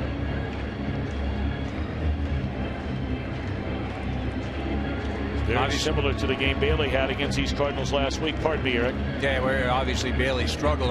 Looking for a ground ball right now. Craig doesn't run all that well. Get himself out of here with 1 pitch.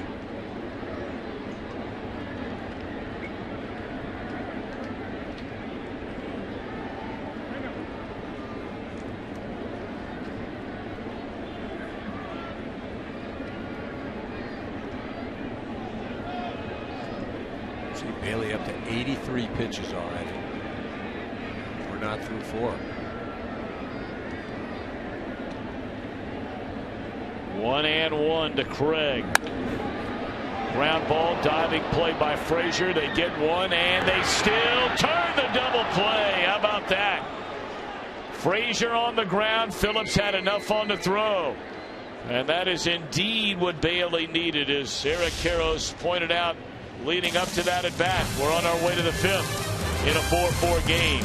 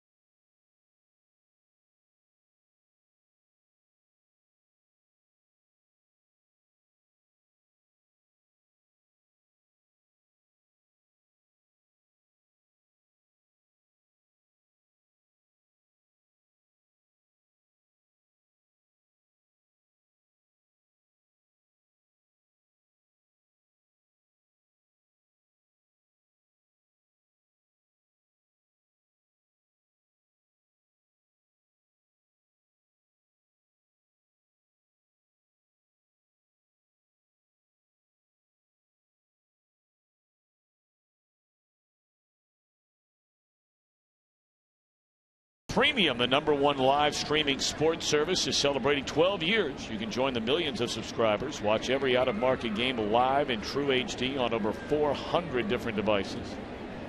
Visit MLB.com for more details. Cincinnati comes to bat here in the top half of the 5th inning. Game 2 of this 3-game series, and already the 5th meeting of the year between the division rivals from this Central Division. 2, 3, and 4 in the Reds batting order against right-hander Lance Lynn, who gave up 3 in the first, 1 in the second, but has shut out Cincinnati over the last 2 innings on 2 hits and a pair of strikeouts. Well, if Lance Lynn gets through this inning, you're going to have to feel like he did a pretty darn good job, especially the way the game started. You mentioned, though, he's facing 2, 3, and 4. Not going to be an easy task. Phillips doubled up the third base line to ignite the 3-run first inning rally, and then he popped up to the shortstop, ending the second. Chased a pitch out of the strike zone there. Still 0-2 on Brandon Phillips.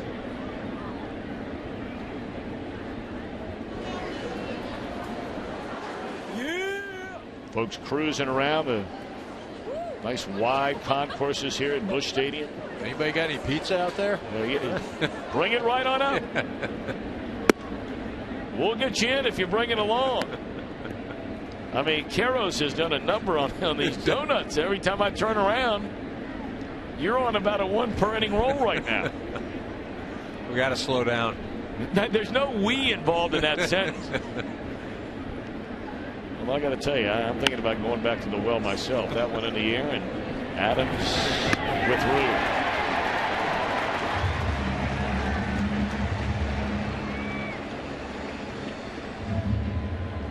I was jokingly talking about Wainwright, mentoring Michael Walker. You take the 6'6" guy, but you look at all the heights of those guys: 6'7", 6'6", 6'5". Small guys 6'1". Shelby Miller at 6'3". What that does is, as a hitter, it's almost like these guys are throwing in a downward plane at you, and it does. It becomes intimidating, but the angle at which the ball is coming at you makes it that much more difficult to hit. It's not BP where they're just throwing it right down the middle at 50. I'll tell you what, if you were to take the Cardinals starting rotation and the Reds bullpen I mean, it might not be UConn and Kentucky, but I'll tell you what now. You know, you got, as that one is shot into left center field off the bat of Votto, coming hard out of the box. Borges cuts it off and will hold him to a single. And Votto on base for the third time in the game. We just listed those. You know, the height of the Cardinals starting rotation. You go in that Reds bullpen when everybody's there.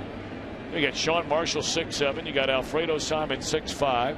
You got Jonathan Broxton, who we affectionately call the biggest man in the world.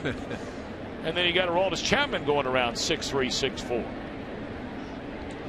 You put those guys all on a big league mound that has some height as well. Not a lot of fun to hit.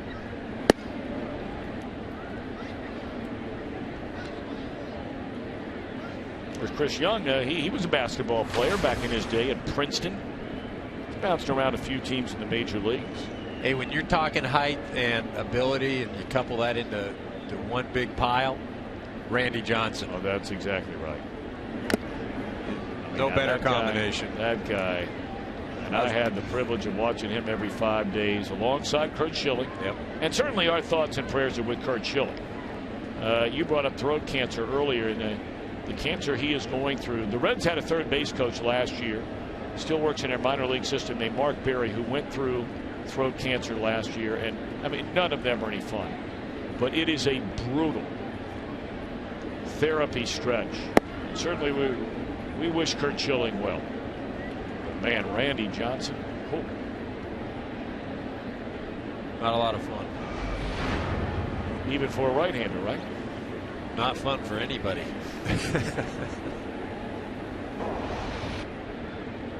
Two and one to Jay Bruce.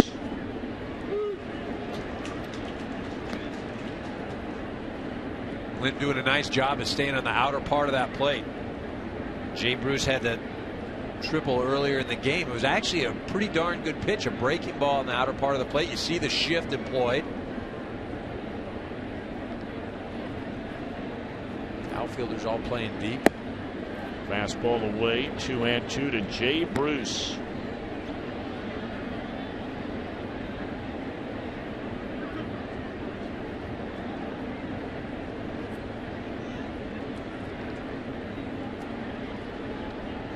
Three balls and 2 strikes. The count on Jay Bruce. And that one is ripped into right field. A base hit. Votto is already on the run. So he'll easily coast into third. And now the Reds, for the first time since the second inning, are threatening. And we check in with our buddy Chris Myers to update us on the Cubbies and Pirates.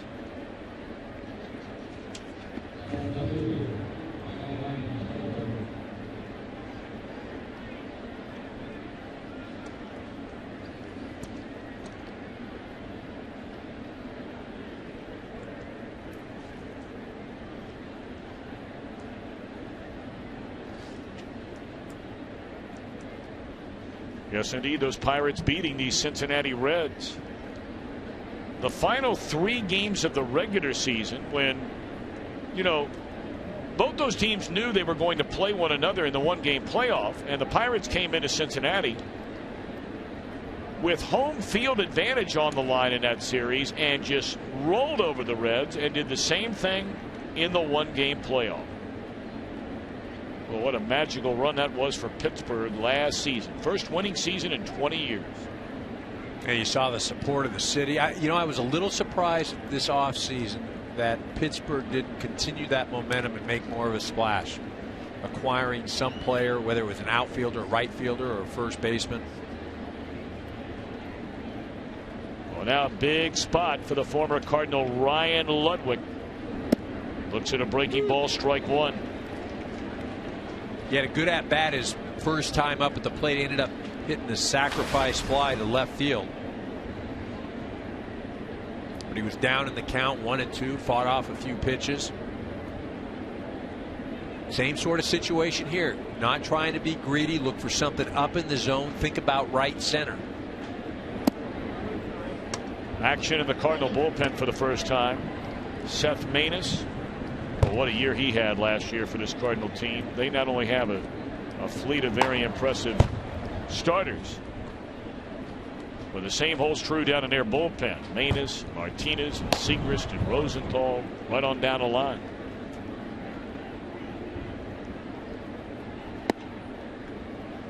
Well, there's that pitch that Lynn continues to try and go to the well against Ludwig. And we brought up earlier, that's a pitch that when Ludwig is in a situation where he's chasing bad balls, that's where they try and attack him.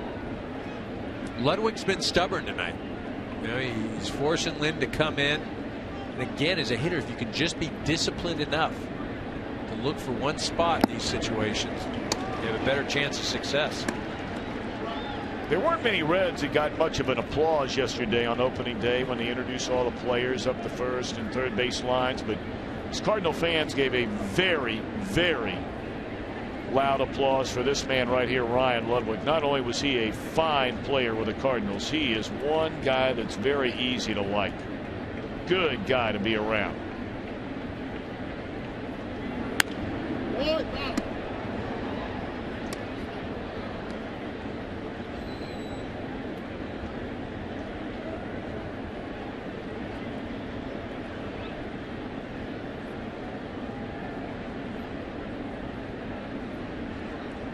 Votto, a one-out single, advanced to third on a base hit by Jay Bruce. And Ludwig a chance to break this 4-4 tie. That's where we've been since the second inning. And a bouncer that Wong will get to. Gets he out at first base, but good enough for an RBI. And the Reds have the lead at 5-4 here in the fifth inning.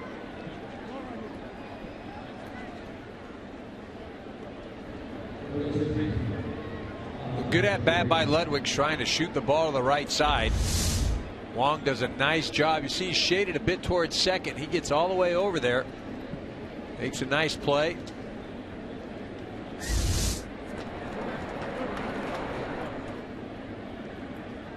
So now Frazier, a quiet night for him,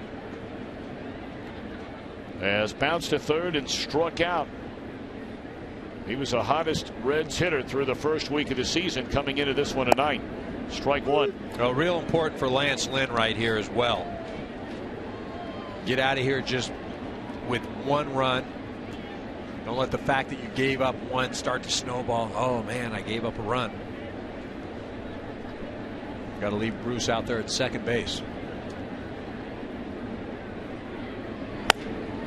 Little broken bat flare down the line, and that's foul. 0-2 on Frazier. Here he'll get a new piece of lumber. Talked about Frazier, 2 home runs in one game against the Cardinals last week. This one was a monster blast off of Lynn. And then he got Neshek the other way. Cincinnati tried to rally late, came up a run short. Frazier, a young man born and raised in New Jersey, played collegiately at Rutgers. A lot of personality, fun-loving, very outgoing. I mean, he is Jersey through and through. The music when he walks up to the plate is Frank Sinatra. Well, as much power as anybody in the game.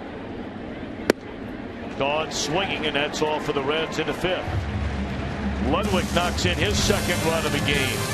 Reds lead 5-4.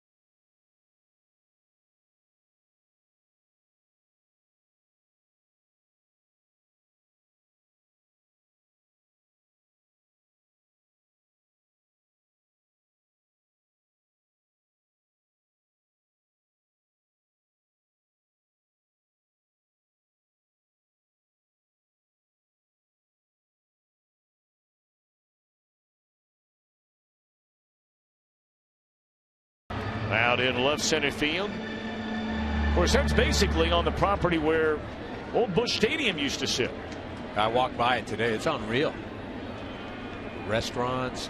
They've been talking about putting that thing together for a long, long time. They have something very similar on a much larger scale, at least right now. They have grand plans for out there. Similar thing right next to Great American Ballpark in Cincinnati called the Banks. That one swung on and fouled off by Yadier Molina. He led off the 4-run second inning with a home run. Now there, I'd love to go sit in one of those seats sometime. That are sitting up there. They call it the rooftop. What are you doing tomorrow night? Well, I got to work for a living, so I'll be here doing the game. I mean, I know you'll have a free time to do it. They've got a couple of decks there, and then they look like they've got like a restaurant or something like that down underneath.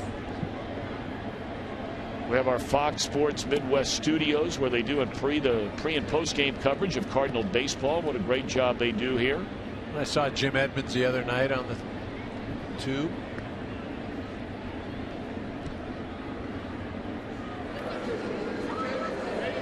Well, those folks are sitting up there right in the very front row. Yeah. And there you get a look.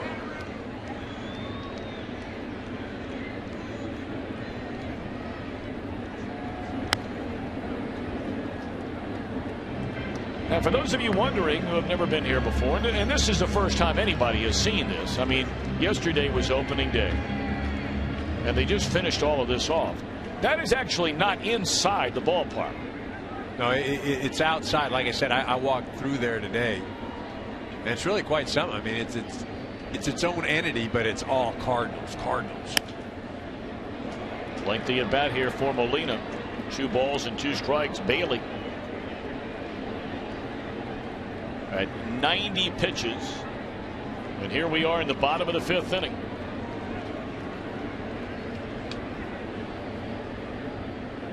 I got to find a way sometime when I'm not working to get out there and check out this. I feel like I've already sat there and watched a game. Got all the views right there. 3 balls and 2 strikes. You know, you mentioned it earlier. Homer Bailey had not lost a game when he'd been staked to a 4-0 lead. Right now he's in line to get the victory. Still a ways to go. 8th pitch coming in this at bat. They got Molina on a swing and a miss. Threw him a 3-2 breaking ball, and Molina chased what would have been ball 4.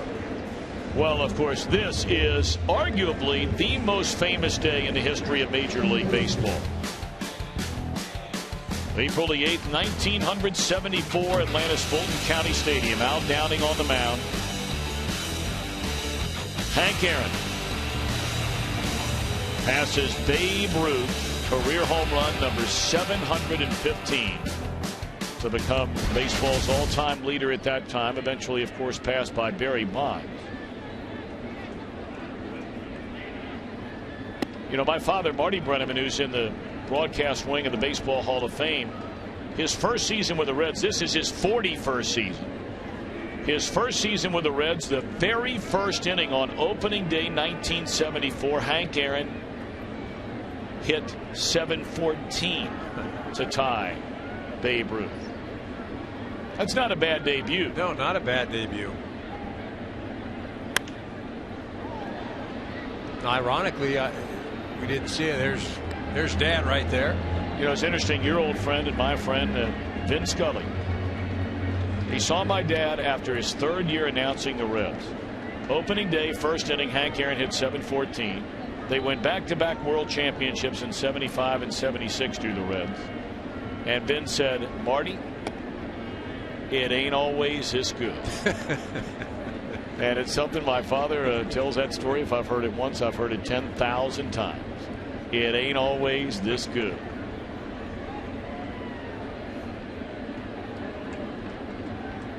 Two-one pitch, and that's in the air to left field. This guy's got some pop, but that one's not going to have enough on it. Ludwig there to get it for the 2nd out of the inning. Of course, when you come here to St. Louis and you think about announcers, and they've had so many great ones through the years. The great Jack Buck, God rest his soul, all those years here in St. Louis and the great moments. Harry Carey before him. Joe Garagiola, who will be presented with the Buck O'Neil Achievement Award. Will Joe Garagiola later this summer. Still makes his home out in Arizona.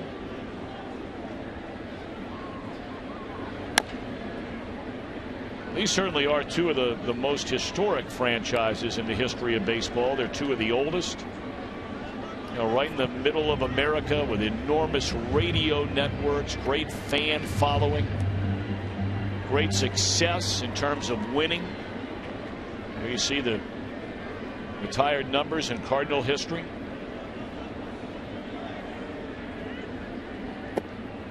Well, I think these ball clubs, when you grow up following them, they become a part of your life. You know, it's passed on to generation. You see Lou Brock and Ozzie Smith there.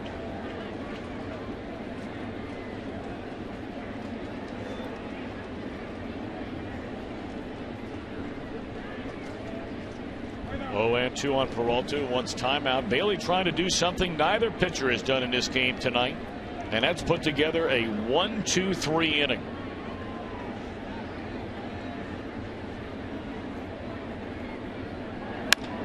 And with a good throw from Cozart, he'll do just that.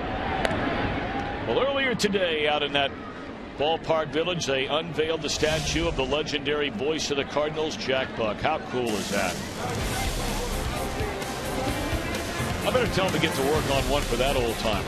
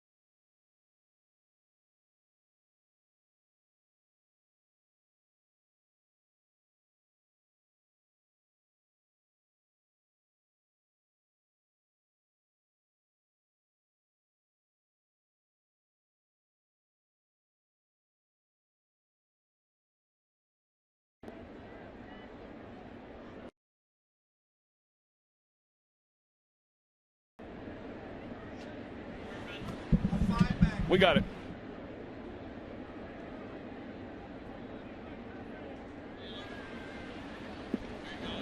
Cincinnati comes to bat against Lance Lynn, top of the 6th inning. Reds in front 5-4. Well, I tell you what, Eric Karros, when you travel around with Eric Karros, and he and I were in Cleveland on Saturday. Of course, that's a home of the Rock and Roll Hall of Fame. We come here to St. Louis, and no sooner do the words roll out of his lips after hammering away on donuts through the first 5 innings. He's asking for a little pizza here at Busch Stadium. And ask and ye shall receive. Well, you are something else. 6 of those suckers. I'm looking for a 1-2-3 inning right now. Unbelievable. So it doesn't get cold. Well, you have out number 1 as Cozart hits a 1-hopper to Colton Wong. We were talking about that home run on this date in 1974. The game changer profile brought to you by T-Mobile official sponsors of Game Changers, and there were very few Game Changers like Hammer and Hank Aaron.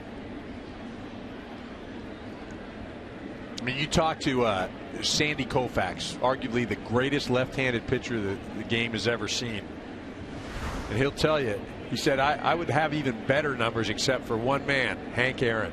Used to wear him out. You know, ironically, too, that footage we saw earlier from Hank Aaron hitting that record-breaking home run against the Dodgers, on deck for the Atlanta Braves, former manager of the Cincinnati Reds, Dusty Baker. That's right. And Dusty Baker used to talk about Hank Aaron all the time. Yep. I mean, he truly was his mentor. And of course, I bet Dusty's watching this game tonight out in his home in Northern California. Led the Reds to the postseason 3 of the last 4 years, winning 90 or more games 3 times in the last 4 years. The franchise had a hard time winning games for a number of years. It was a long, cold stretch.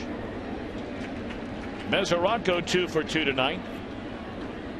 A pair of doubles. And this his first game back off the disabled list.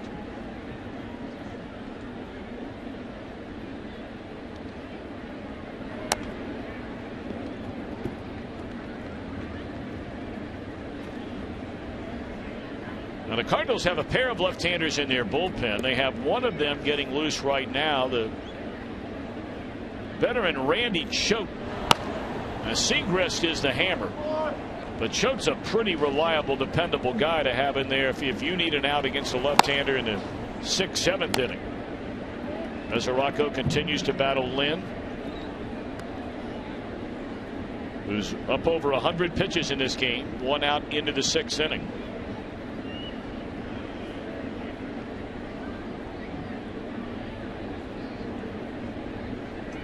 Not a great outing, but a very workmanlike outing. Things didn't start well for Lance Lynn. Mesoraco gone swinging, and that's 5 of them. America's new sports network is a place to turn before every slam, every goal, every game with America's pregame. Weeknights at 6 p.m. Eastern only on Fox Sports 1 and streaming live on Fox Sports Go. You were on there tonight. Had an opportunity to be on with Mike Hill, doing a fantastic job of hosting.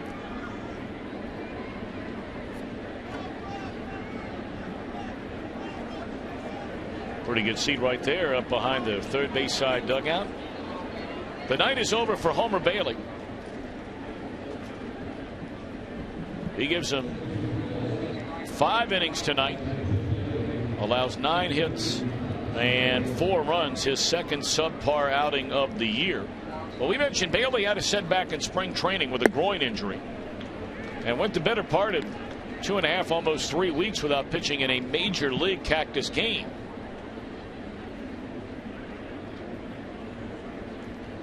Four strikeouts, pair of walks, and this is Neftali Soto, young prospect in the Cincinnati organization. A lot of power, unbelievable power in that bat. Well, that's a broken bat, one hopper to Wong's left, and Lynn in his final outing puts together a 1-2-3 inning. He got Mesoraco out for the first time tonight in 3 at-bats. And a perfect inning. Cardinals will bat last of the 6 against a new Reds pitcher. Down a run.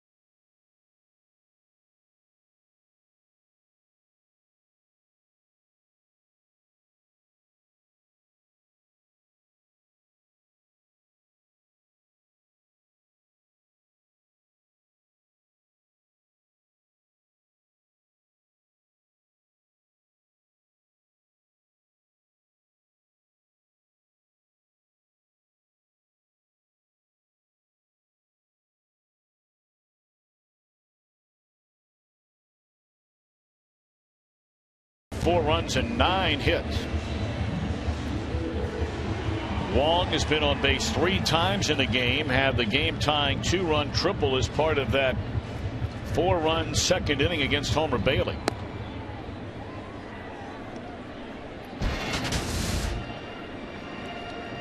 And now 29-year-old right-hander Logan Ondrusek.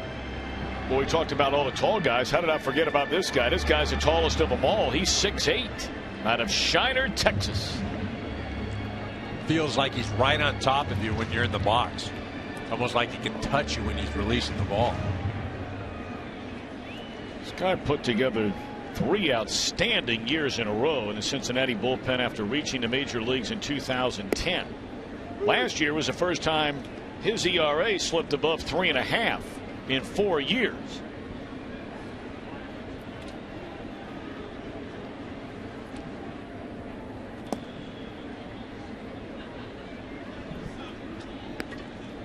That has been the one decided advantage, and there aren't a lot of them. I mean, you're talking about teams we showed you earlier in the last 5 years. The Cardinals have won the 2nd most games among all National League teams. The Reds have won the 3rd most games, both of them behind Atlanta. The one decided advantage the Reds have had over National League Central Division foes has been their bullpen. Ondrusek has been a big part of that, but that's when they've had all hands on deck. And we've documented earlier, Sean Marshall, Aroldis Chapman still on the disabled list. Jonathan Broxton, we might see him for the first time all year long tonight. How about that from Borges? Just basically threw the bat at the ball, and he slides in with a roller that died in the outfield grass for a double. Former Cardinals are making some noise tonight. How about it, Chris Myers?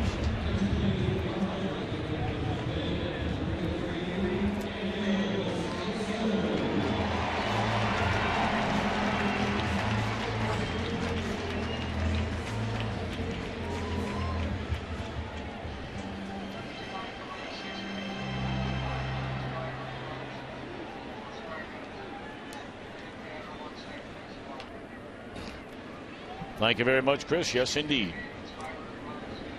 And now Daniel Descalso will be sent up there to bat for Lynn, who goes 6 innings, allows 8 hits and 5 runs.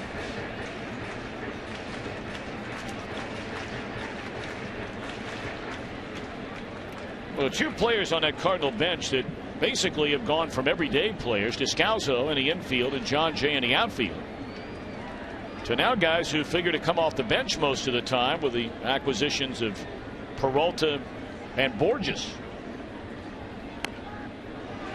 Well, you can't roll it out there any better than that. And now the tying run stands at 3rd with 1 out. Well, and remember, you got Mark Ellis on the disabled list, and he was signed to play second base to help Colton Wong. See, Descalso does the nice job of getting the bunt down, not trying to get greedy and go for a hit. He does his job and moves Borges over to third base.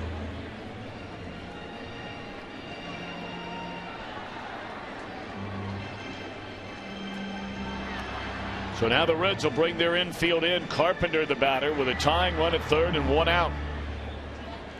Carpenter is lined out to left, knocked in a run with a single and scored in the 2nd. Had an infield hit in the 4th.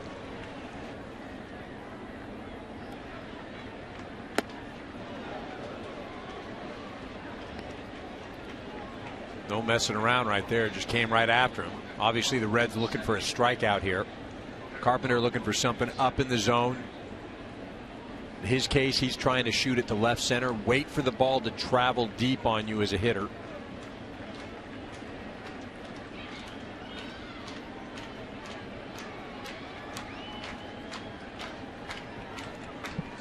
Couple of Texans going toe to toe here.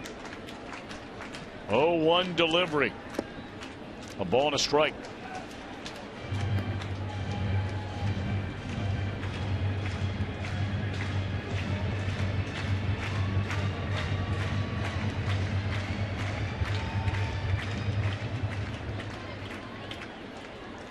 Borges runs very, very well down at third base.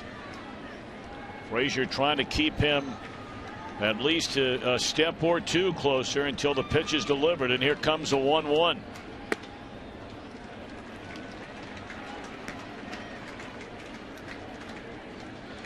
Well, first time he showed breaking ball there. Hard slider.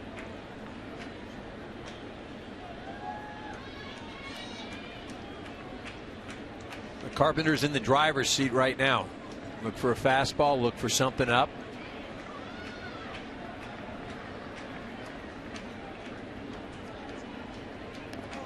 And he gets hit with a 2-1 pitch.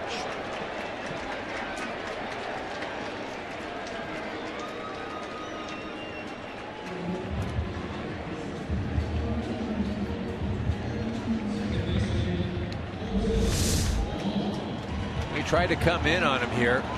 It's like a cutter of some sort. You're going to miss hard in. This is where you have to go for the strikeout. You're not going to double up the speedy Colton Wong. That's got to really hurt, doesn't it? I mean, you can just see it on the face of Carpenter over there, right on I'm the elbow. telling you, there isn't one that, you know, there's some that coming in at 80 miles an hour that hurt like heck. It just depends where it hits you. But anything coming that hard right there on the elbow, on the arm, that just, it numbs your arm. So now Wong, who's had a big night tonight, his best game of the season, been on base 3 times. Infield hit, stole the base in the first, 2-run triple in the second, walked in the fourth. See, they're conceding the run. They don't want to give up the big inning. The only way they turn a double play is if it's hard hit. On the inside corner to even the count. Brought up earlier, Wong, the rookie. Brought him up for the final month of last year, and I think everybody would agree, maybe even Wong, he looked overmatched. Of course, he suffered the pickoff in the World Series and just had a really tough time. But he showed up in spring training, got off to an amazing start. There's a dribbler foul, and they're confident that he is going to be that guy at second base for a long time to come. Well, I think physically and athletically, he's shown that he can do the job up here. It's the pressure that you put on yourself as a young player, wanting to prove to everybody the enormity of I'm playing in the big leagues. Sometimes that takes a while to overcome. Big pitch right here. 1-2 on Wong.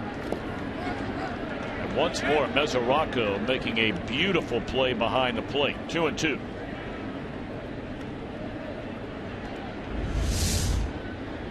Watch him. He's got those legs spread. Shifts over to his right and just drops. All he's trying to do is keep that ball in front of him.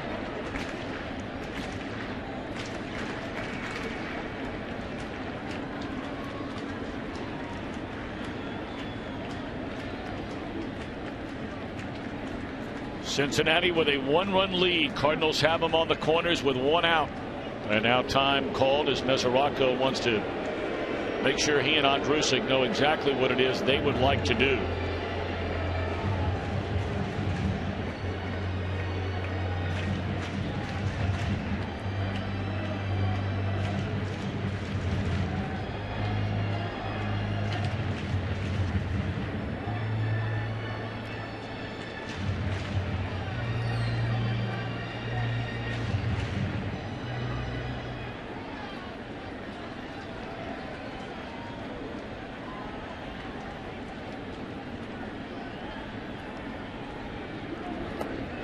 Got him a chase, and that's strike 3, and that is a huge out for Andrusik and the Reds. 2 away in the inning. What a bottom fell out of that pitch.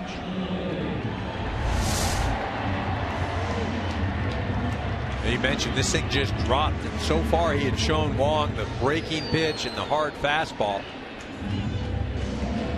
He hadn't shown that in the at-bat at all. Wong completely fooled.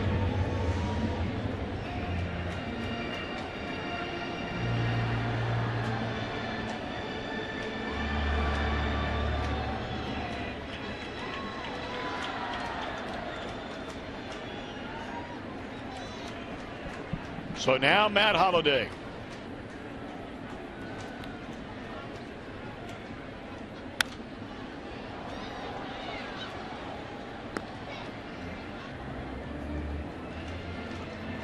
Well, we understand we'd like to send out an apology for I guess some of our unbelievable microphones, which we have all over, not only Busch Stadium, but any venue where we cover Major League Baseball here on Fox, and understand an expletive may have made its way into your home. Bruce will make the. No, he dropped it.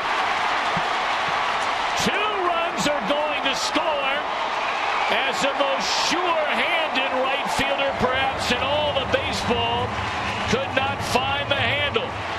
6-5 St. Louis.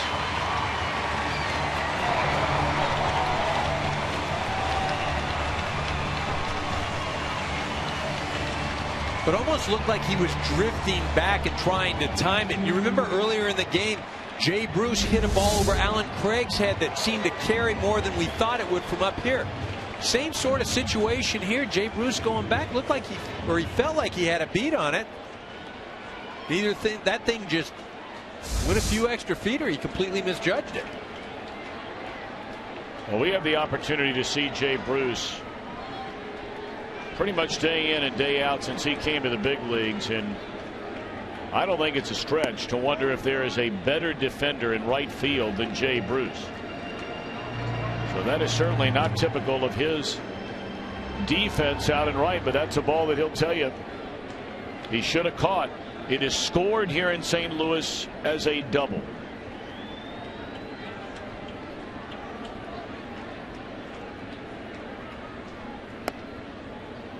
One and one to Alan Craig. So it's a double and 2 runs batted in from Matt Holliday.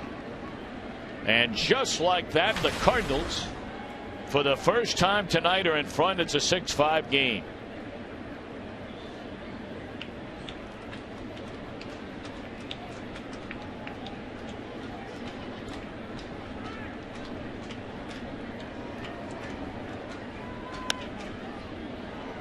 That is a fair ball. Frazier throws in the dirt, and Votto snatches it out of there to end the inning. Lance Lynn on the mound. The Cardinals have to get to 6 runs, and Carpenter just scored the 6th to give him a lead.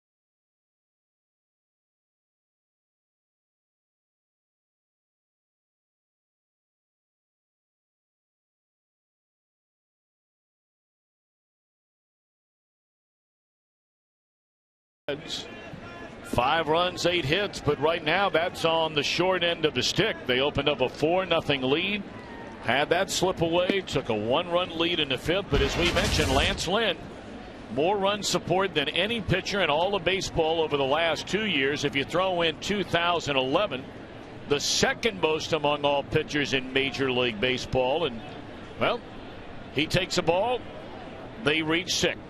It's crazy. Get past that first inning, though. He did pitch relatively well.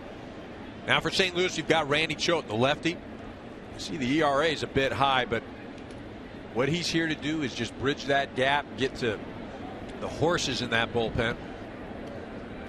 Now, we asked Mike Matheny. They brought Trevor Rosenthal into a game yesterday where the Cardinals had a 4-run lead going into the ninth, just to get Rosenthal that proverbial little bit of work, an inning of work. Well, it did not go well for Rosenthal at all. He allowed 2 walks, 2 hits, 2 runs, and threw a pile of pitches.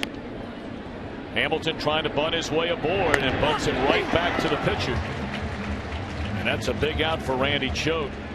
Final out in Atlanta tonight. Let's check in with Chris Myers.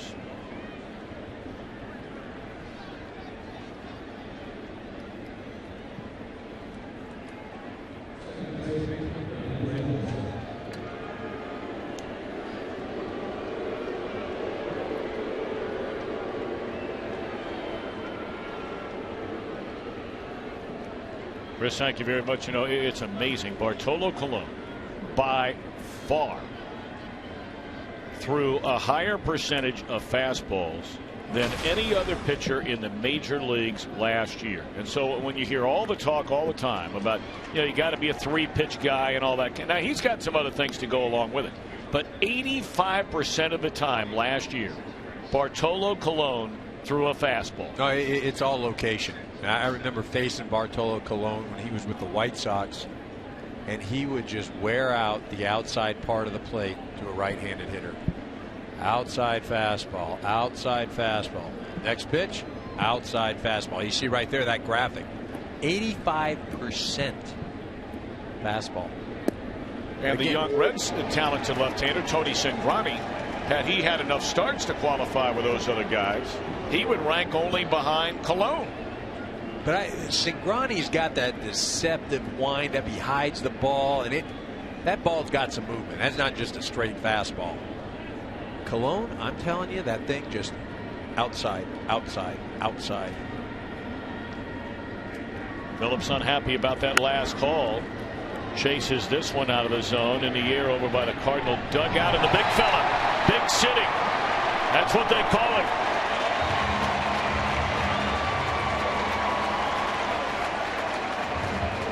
Two away in the inning, and Phillips still unhappy with that strike 2 call.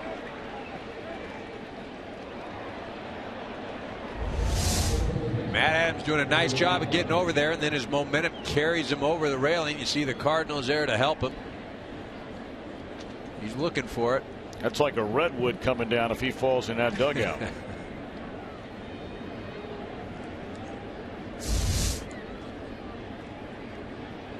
Of course, that brings to mind when the Cardinals were in Cincinnati last week and Adams went over on a foul ball, not to the dugout, but into the stands. And some of you may have seen the video. If not, we'll have it for you.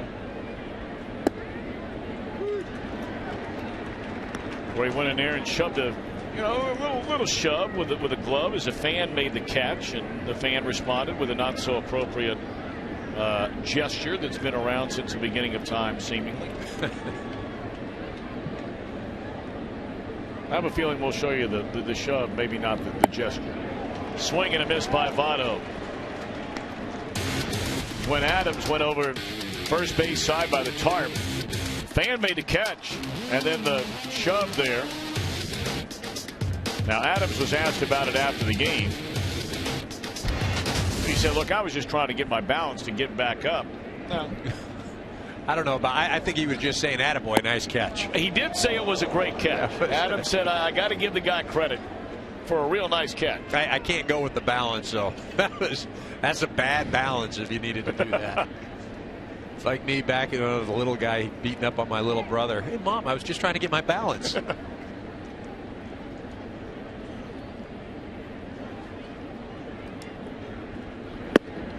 What an impressive 7th for Randy Choate, protecting a 1-run lead. Big fella making a nice play in foul ground. They stand and stretch in St. Louis. Cardinals lead by 1.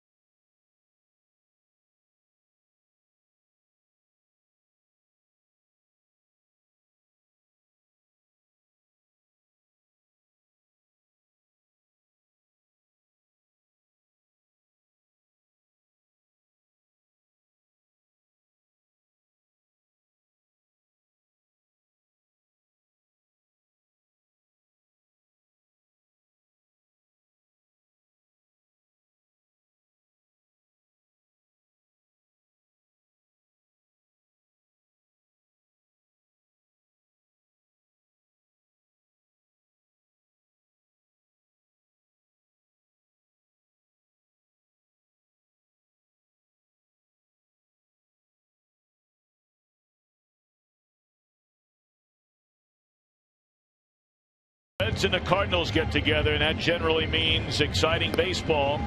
Cincinnati jumping all over starter Lance Lynn in the opening inning, scoring 3 times. 2 of them on a 2-run triple off the bat of right fielder Jay Bruce. Cardinals would tie the game. Cincinnati would take the lead in the 5th, but in the bottom of the 6th inning, the Cardinals get a pair on a missed play in right by Jay Bruce. Carpenter scoring the go-ahead run. And after a 1-2-3 top of the 7th by Randy Choate, the Reds will hand the ball to J.J. Huber. Here in the bottom of the 7th inning, Huber was given the only Reds save chance of this season on Saturday night in New York against the Mets. Without Aroldis Chapman or Jonathan Broxton or any of those guys that had experience closing in the past, they believe Huber has a chance to be a very good closer one day. But the worst nightmare for any reliever came true for Huber. He gave up a grand slam to end the game to the Mets Ike Davis. And again, that's not his role. He had some setup opportunities last year, and because of all the injuries, Reds bullpen, he'd been thrust into that closer role. Now Broxton back. He'll be shutting down the 9th.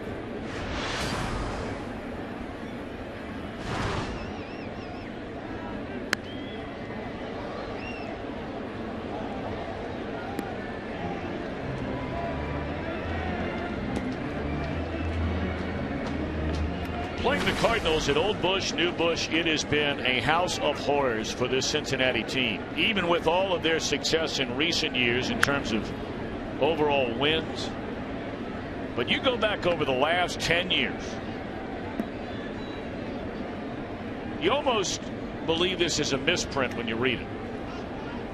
The Reds have played 30 series in St. Louis. 30. They have won 3 of those series out of 30. That ball is clobbered. That was an old hanging curveball right there, and Molina waits on it. He has a double. 3rd hit tonight for Yadier Molina.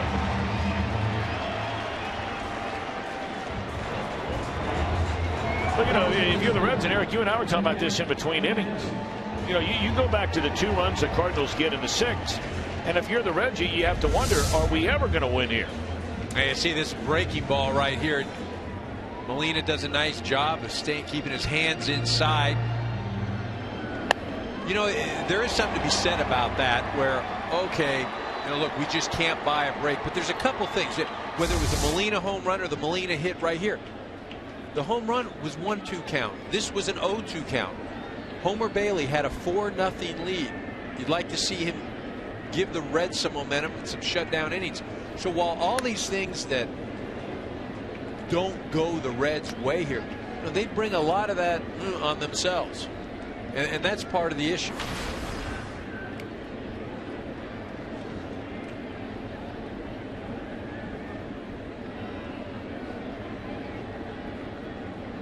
Oh, and 1 to Matt Adams. Leadoff double by Molina, and that one gets away from Hoover. A ball and a strike.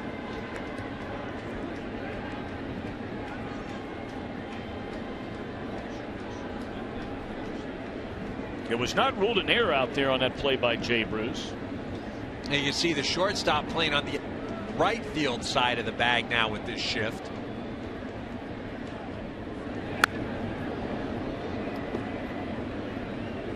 Well, we showed you the graphic earlier. Matt Adams has 6 hits to the left side of his second base bag overall this year. 4 of them have come against the Reds. And yet they continue to employ, and now Cozart moves a little bit back the other way. Moves to the other side of the bag. And that's right where he's standing. 1 out. That's an unproductive out for Matt Adams. Fails to advance a runner. Great to have you with us on this Tuesday night here on Fox Sports 1. Major League Baseball coming your way this entire summer. Every Saturday we'll have at least 1 game, if not more. You and I were part of the maiden voyage on Fox Sports 1. Eric Karros from Cleveland, Ohio on Saturday. Broke in the Saturday game. We're initiating the first weekday game on FS1. Proud to be a part of that. Alongside you, Mr. Brenneman. Well, thank you.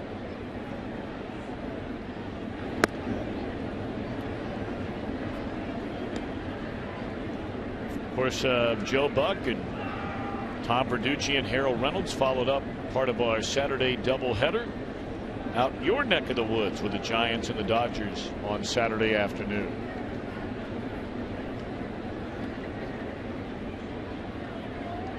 One and 0 to count, and a breaking ball away. Mesoraco has done a beautiful job trying to block pitches in the dirt. Well, we invite you to tune in tomorrow, the final game of this series. For those of you in Reds country, that'll come your way on Fox Sports Ohio. Those of you in Cardinal Nation, Fox Sports Midwest. Coverage gets underway at 1 o'clock Eastern Time, noon Central.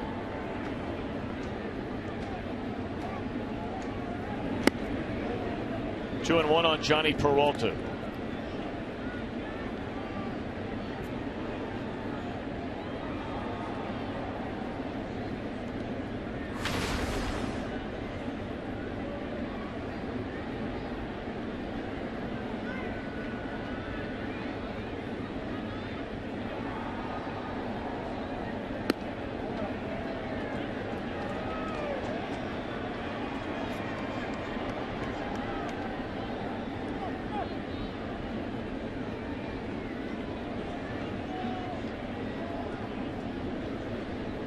Three and 1 to Peralta. Cardinals batting here in the last of the 7th, leading by a run.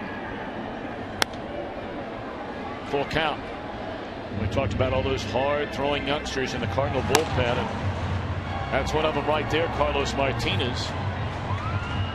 When you talk about versatility, he can give you some innings the middle of the game. He can close it out for you. He can start for you. Might have the most electric arm on the entire staff. And all of those youngsters in the Cardinal bullpen, whether you're talking about Martinez, the left-hander Segras, as there's ball 4 to Peralta, and even their closer Trevor Rosenthal, they make no bones about it. All of them want to be starting pitchers. That's what they came up doing, and that's exactly what each of the 3 wants to do. And Rosenthal is extremely upfront and open about it. I want to go back in a rotation. There just isn't a spot for him right now. But what these guys do, I mean, they're valuable pieces. They're valuable pieces to this ball club, but they can also be trade bait as well. And I can tell you a number of other clubs that would love to have these guys in the rotation. Borges has had a very good night. Now you're talking about a guy his first week as a Cardinal did not have a hit. He had 2 yesterday and he has 2 more tonight. And he led off that 6th inning with his team down a run where he basically just threw the bat at the ball, made contact, and it rolled up the first base line. Not even hit hard enough to still be rolling when Jay Bruce got to it. It died in the grass but went for a double, and he scored the tying run. Well, and he's one of those guys that just needs to make contact. He's got tremendous speed.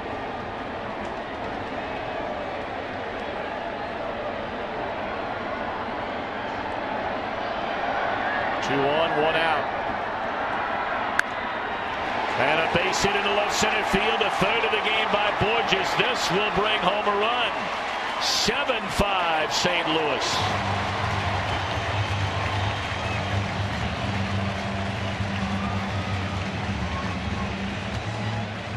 Big night tonight for Peter Borges, whom they brought over in the David Freese deal from the Angels, where he was no longer going to be an everyday player for that team. No, not a spot in the outfield for him in the Angels. He comes over here.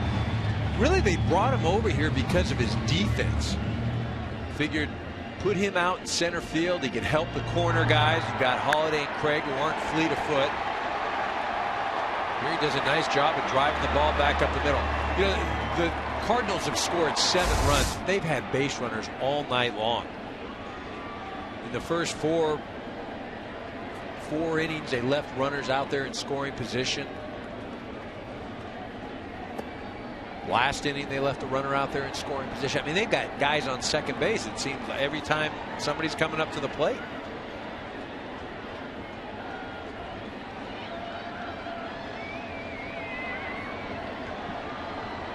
"18 base runners in the game tonight for the St. Louis Cardinals. 13 of the 18 with base hits. That's a pile of hits, still batting with 1 out in the 7th inning. Bailey gave up 9 of them in his 5 innings.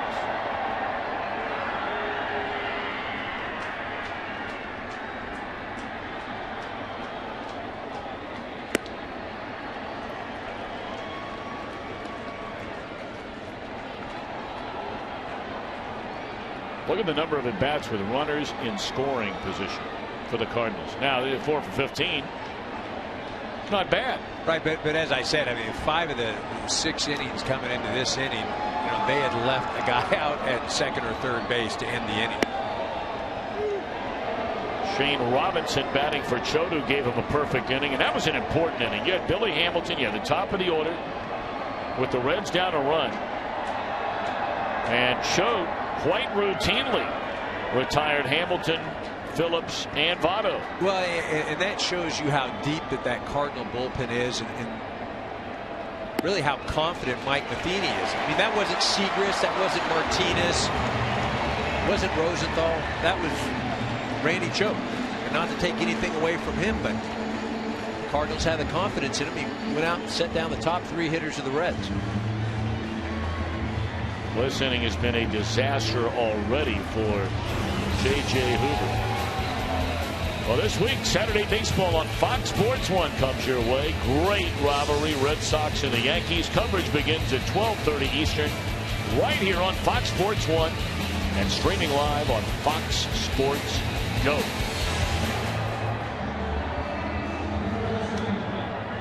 Hoover, highly touted young right-hander,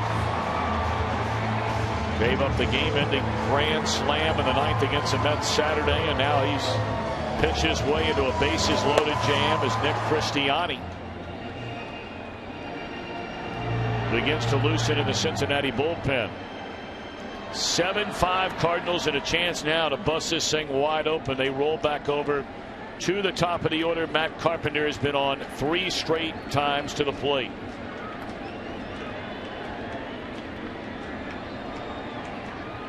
Peralta, Borges, and Robinson. Watch as Carpenter takes a strike. Well, this is a spot where ideally you'd like to use a left-handed pitcher, bring him in against Carpenter or Wong. You got just Manny Parra down there. He threw a couple pitches the other night. A couple of innings to pick up his first career professional save against the Mets. Normally, this Reds bullpen, you would have 3 left-handers. Not bad numbers for Carpenter with the bases juiced.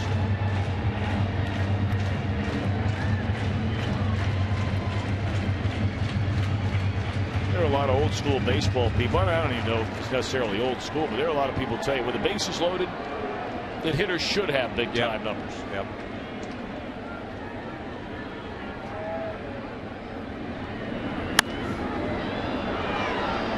Long run for everybody, and Frazier will get there, and that's a second out of the inning.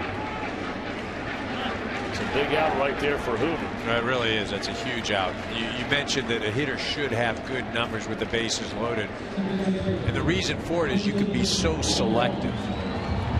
The thing you're fighting isn't so much the pitcher on the mound, but your ego at the plate, because sometimes you want to rise to the moment and think, I'm going to hit this ball 10 miles with the bases loaded. And like I said, really the pitcher is in trouble and you can just sit on a spot.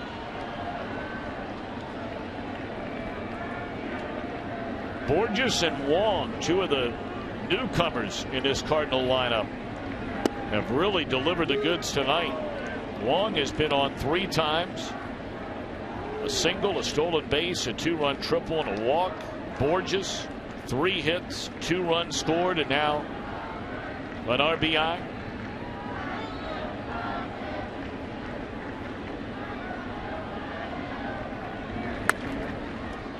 And Hoover ahead of Wong quickly, 0-2. Peralta stands down at third. Borges knocked in the run here in the 7th with a base hit. He's at second, and Shane Robinson, the runner at first.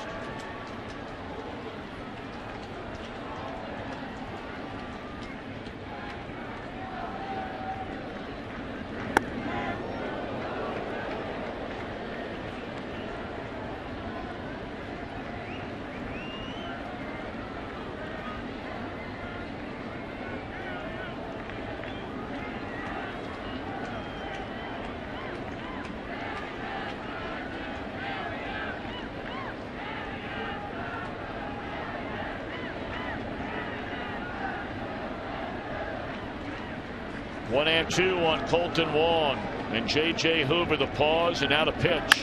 Bouncing ball at Brandon Phillips, down on one knee to make sure, and that's all. So damage control by Hoover. He does give up a run.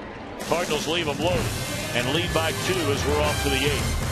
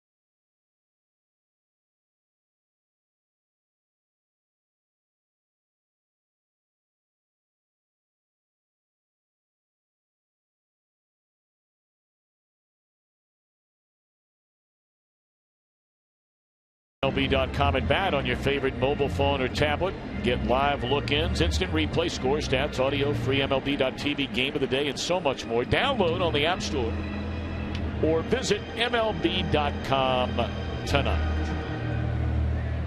There you get a look right behind the screen. Very front row. That's the kind of seat that Eric Karros is used to sitting in since leaving after a standout career.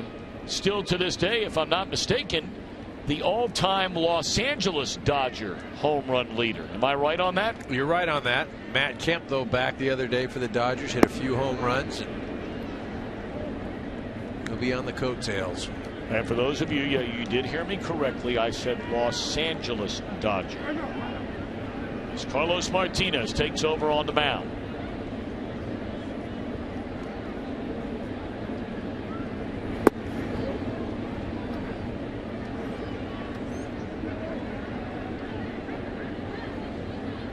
Cardinals get 2 in the 6th to take a 1-run lead. They've come from behind twice.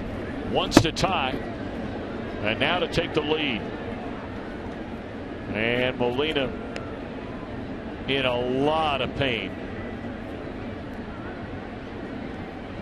You know, the guy is just a marvel, and you can only hope that he is indeed okay. He's just told his manager to stay where you are. Yeah, it looks like he got the right ankle, the right foot, the instep there. He is the only catcher in all of Major League Baseball. This is a courtesy call here by the home plate umpire. And I think Yadier is just saying, go ahead, I appreciate it, but it's all right.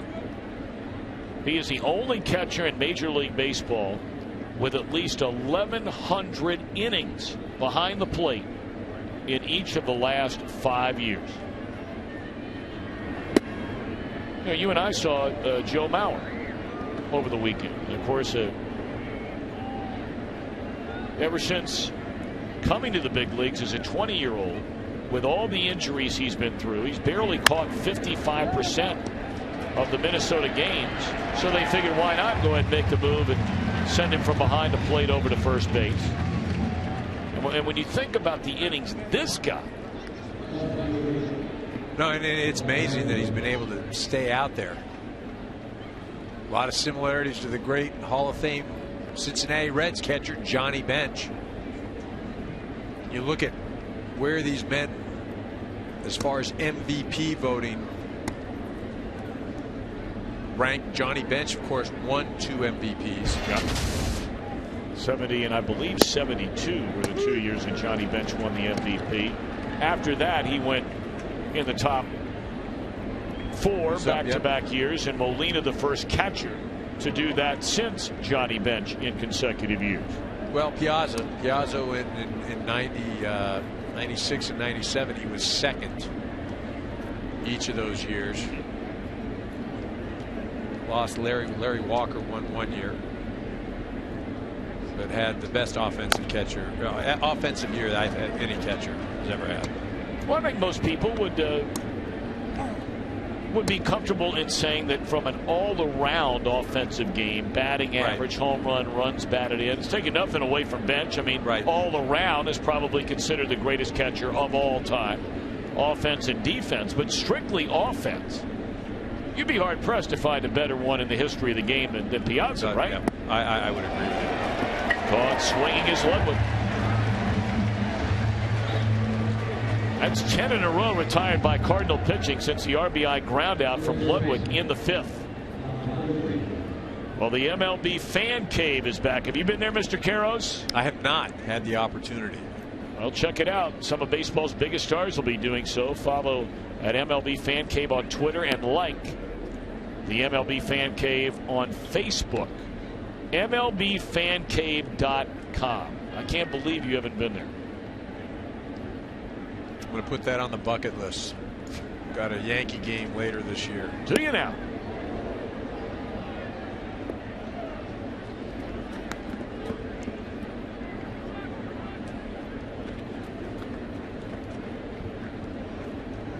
Where's Carlo Martinez? He can rush it up there now. And you're going to get a look at it from right there. That last one at 97. Well, that's the thing, that this Cardinal ball club may be better than last year's team that went to the World Series, mainly because of the pitching. I mean, these youngsters have a year of experience under their belt. They're deeper. They've got confidence.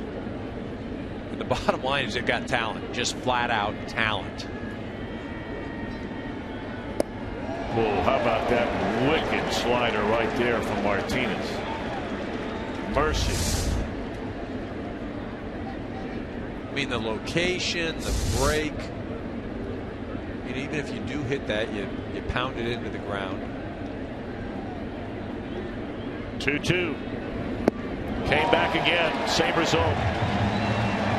Well, why not have fun if you're in that Cardinal first base side dugout? Joe Kelly, Adam Wainwright, whole bunch of them enjoying potential back-to-back wins in this series.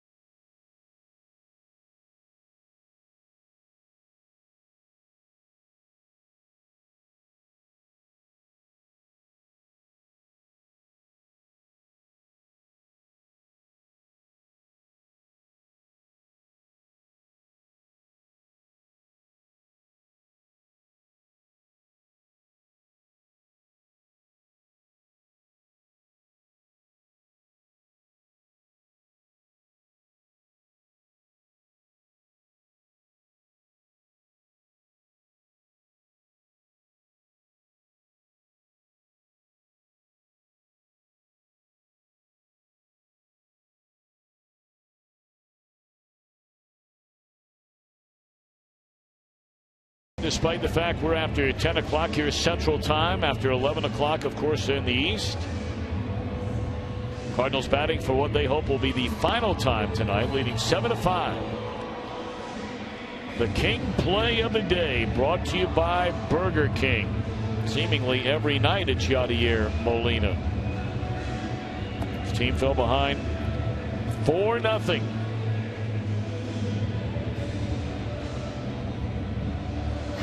And then Yadier Molina leading off the second inning against Homer Bailey on a 2-strike pitch, and pow, home run. First of 3 hits for Molina.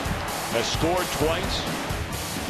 They would score 4 times, starting with that home run by Molina against Bailey to erase a 4-0 deficit. Well, we talked about him at the top of the show, and he's done nothing to disappoint. Good looking young pitcher here for the Reds. Not a flamethrower like some of the others we've seen, but Brian Price made the comment in spring training that he felt for Nick Christiani that his time was now to establish himself in the big leagues. And a first pitch ground ball by Holiday, and that's the first pitch out for Christiani.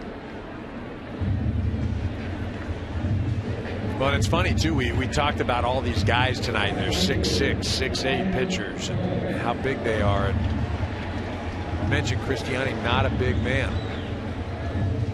Gets a job done. He's got a lot of movement. He can rush it up there every once in a while. Out of West Orange, New Jersey. Attended Vanderbilt University. Boy, my oh my, what a baseball program that has turned into at Vanderbilt and in Nashville, Tennessee. Man, It's getting to be like UCLA. UCLA been to the College World Series 3 of the last 4 years, Mr. Brenneman. I know they have. They won it last year. Yes, they John did. Savage doing a great job out there.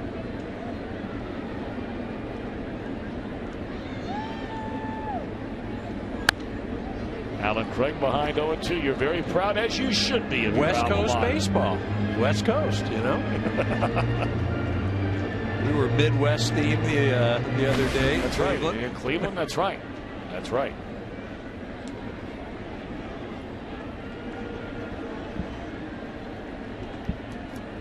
Oh, and 2 to Craig. Ooh, how about that pitch? That locked Craig up. 2 away in the inning. Very impressive, young Mr. Cristiani. Budweiser, the official beer of Major League Baseball, presents the walk-off. Great walk-offs are waiting at foxsports.com/Budweiser. Grab some buds. I think they grab a few of those here in St. Louis.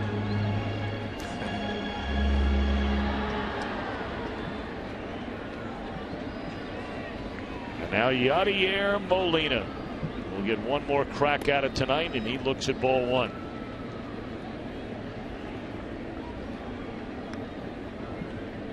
You know, to talk about it, Mike Matheny talked about it again today. Relentless is his description of Molina.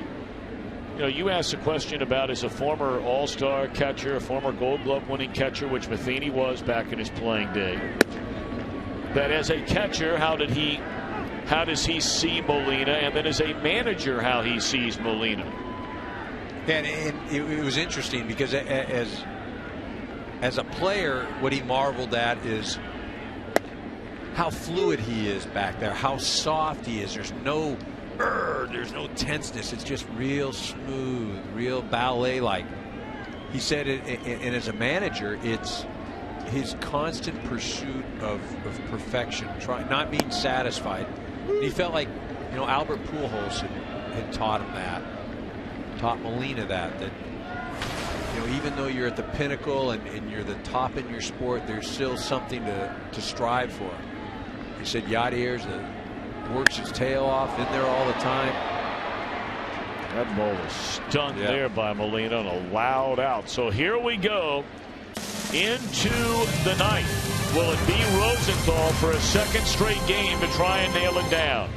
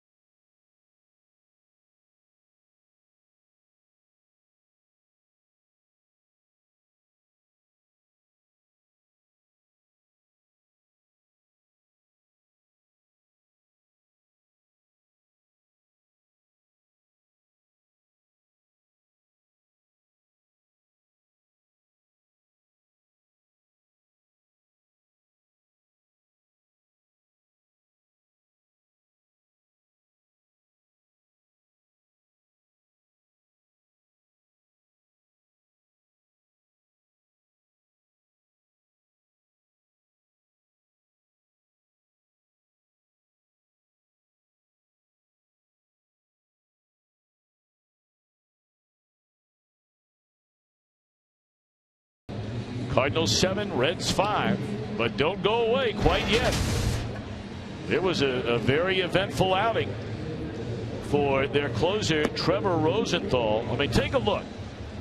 Virtually nothing in Cincinnati last week until the finale of the series. Nothing over the weekend against the Pirates. So they bring him in yesterday with a 4-run lead just to get some work. He walked the first 2 batters in the inning, allowed back-to-back singles, plating 2 runs, and then retired 3 batters in a row to hold off Cincinnati in the 9th and give the Cardinals a 2-run win. We asked Mike Matheny before the game if he was available as Brian Pena comes up to hit for the Reds, and he said, I don't know. He said, I got to go talk with him during batting practice out in the outfield. He said, but I would bet he'll tell me he's fine. Well, I guess the school of thought is get him right back out there tonight. Don't give him a lot of time to think about the outing on Monday evening.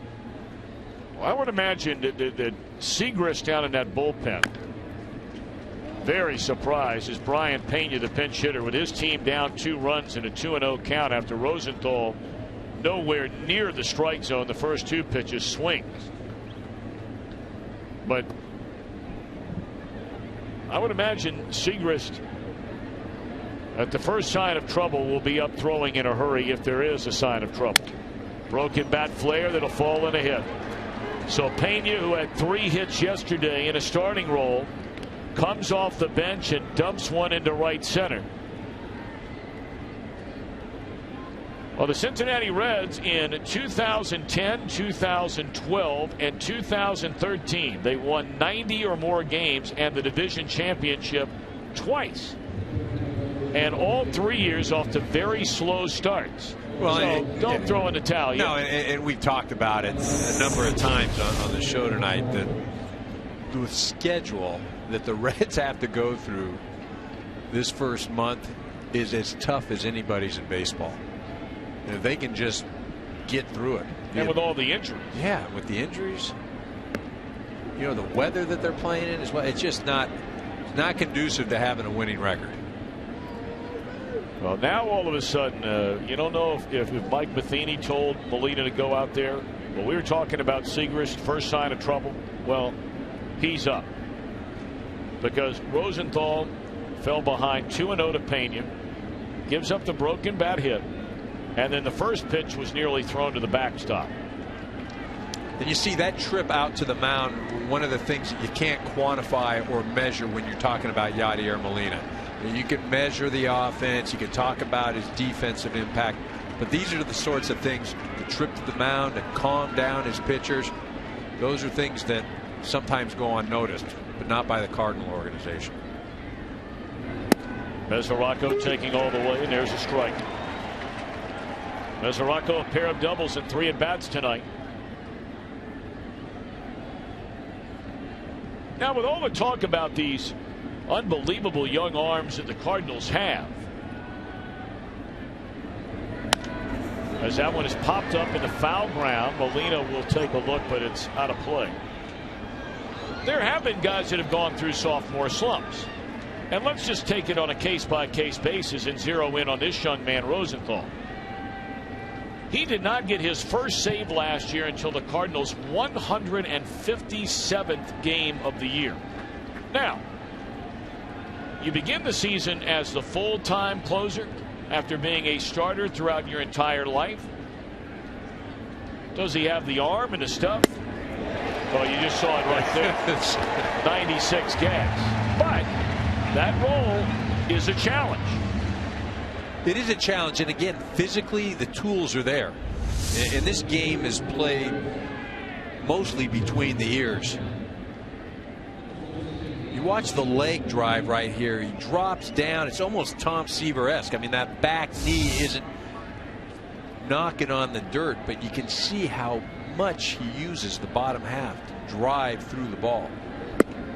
Roger Bernardina, former Washington Nationals, had an outstanding spring for the Reds. He had a run-scoring double as a pinch hitter in the game here yesterday against Michael Wacha.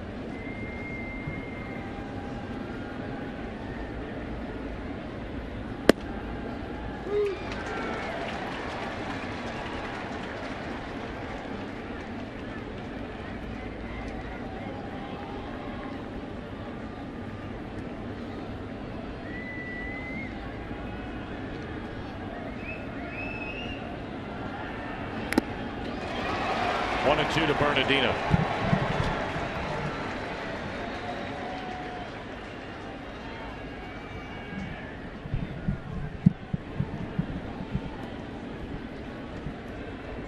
First-year skipper Brian Price.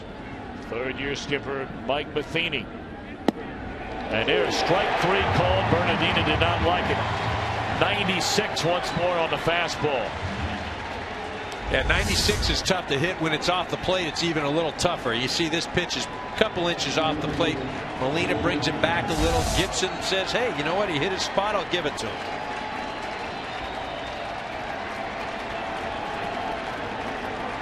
So now the Cardinals are an out away from winning of the last 31 series against the Reds, winning 26 of them. That one in the air to left center field, and Holiday the running grab, and that is that. 7-5, Cardinals win it. We thank our director Tom Mee, our producer Mike Helling, for Eric Karros, Tom Brenneman. So long. Fox Sports Live starts now.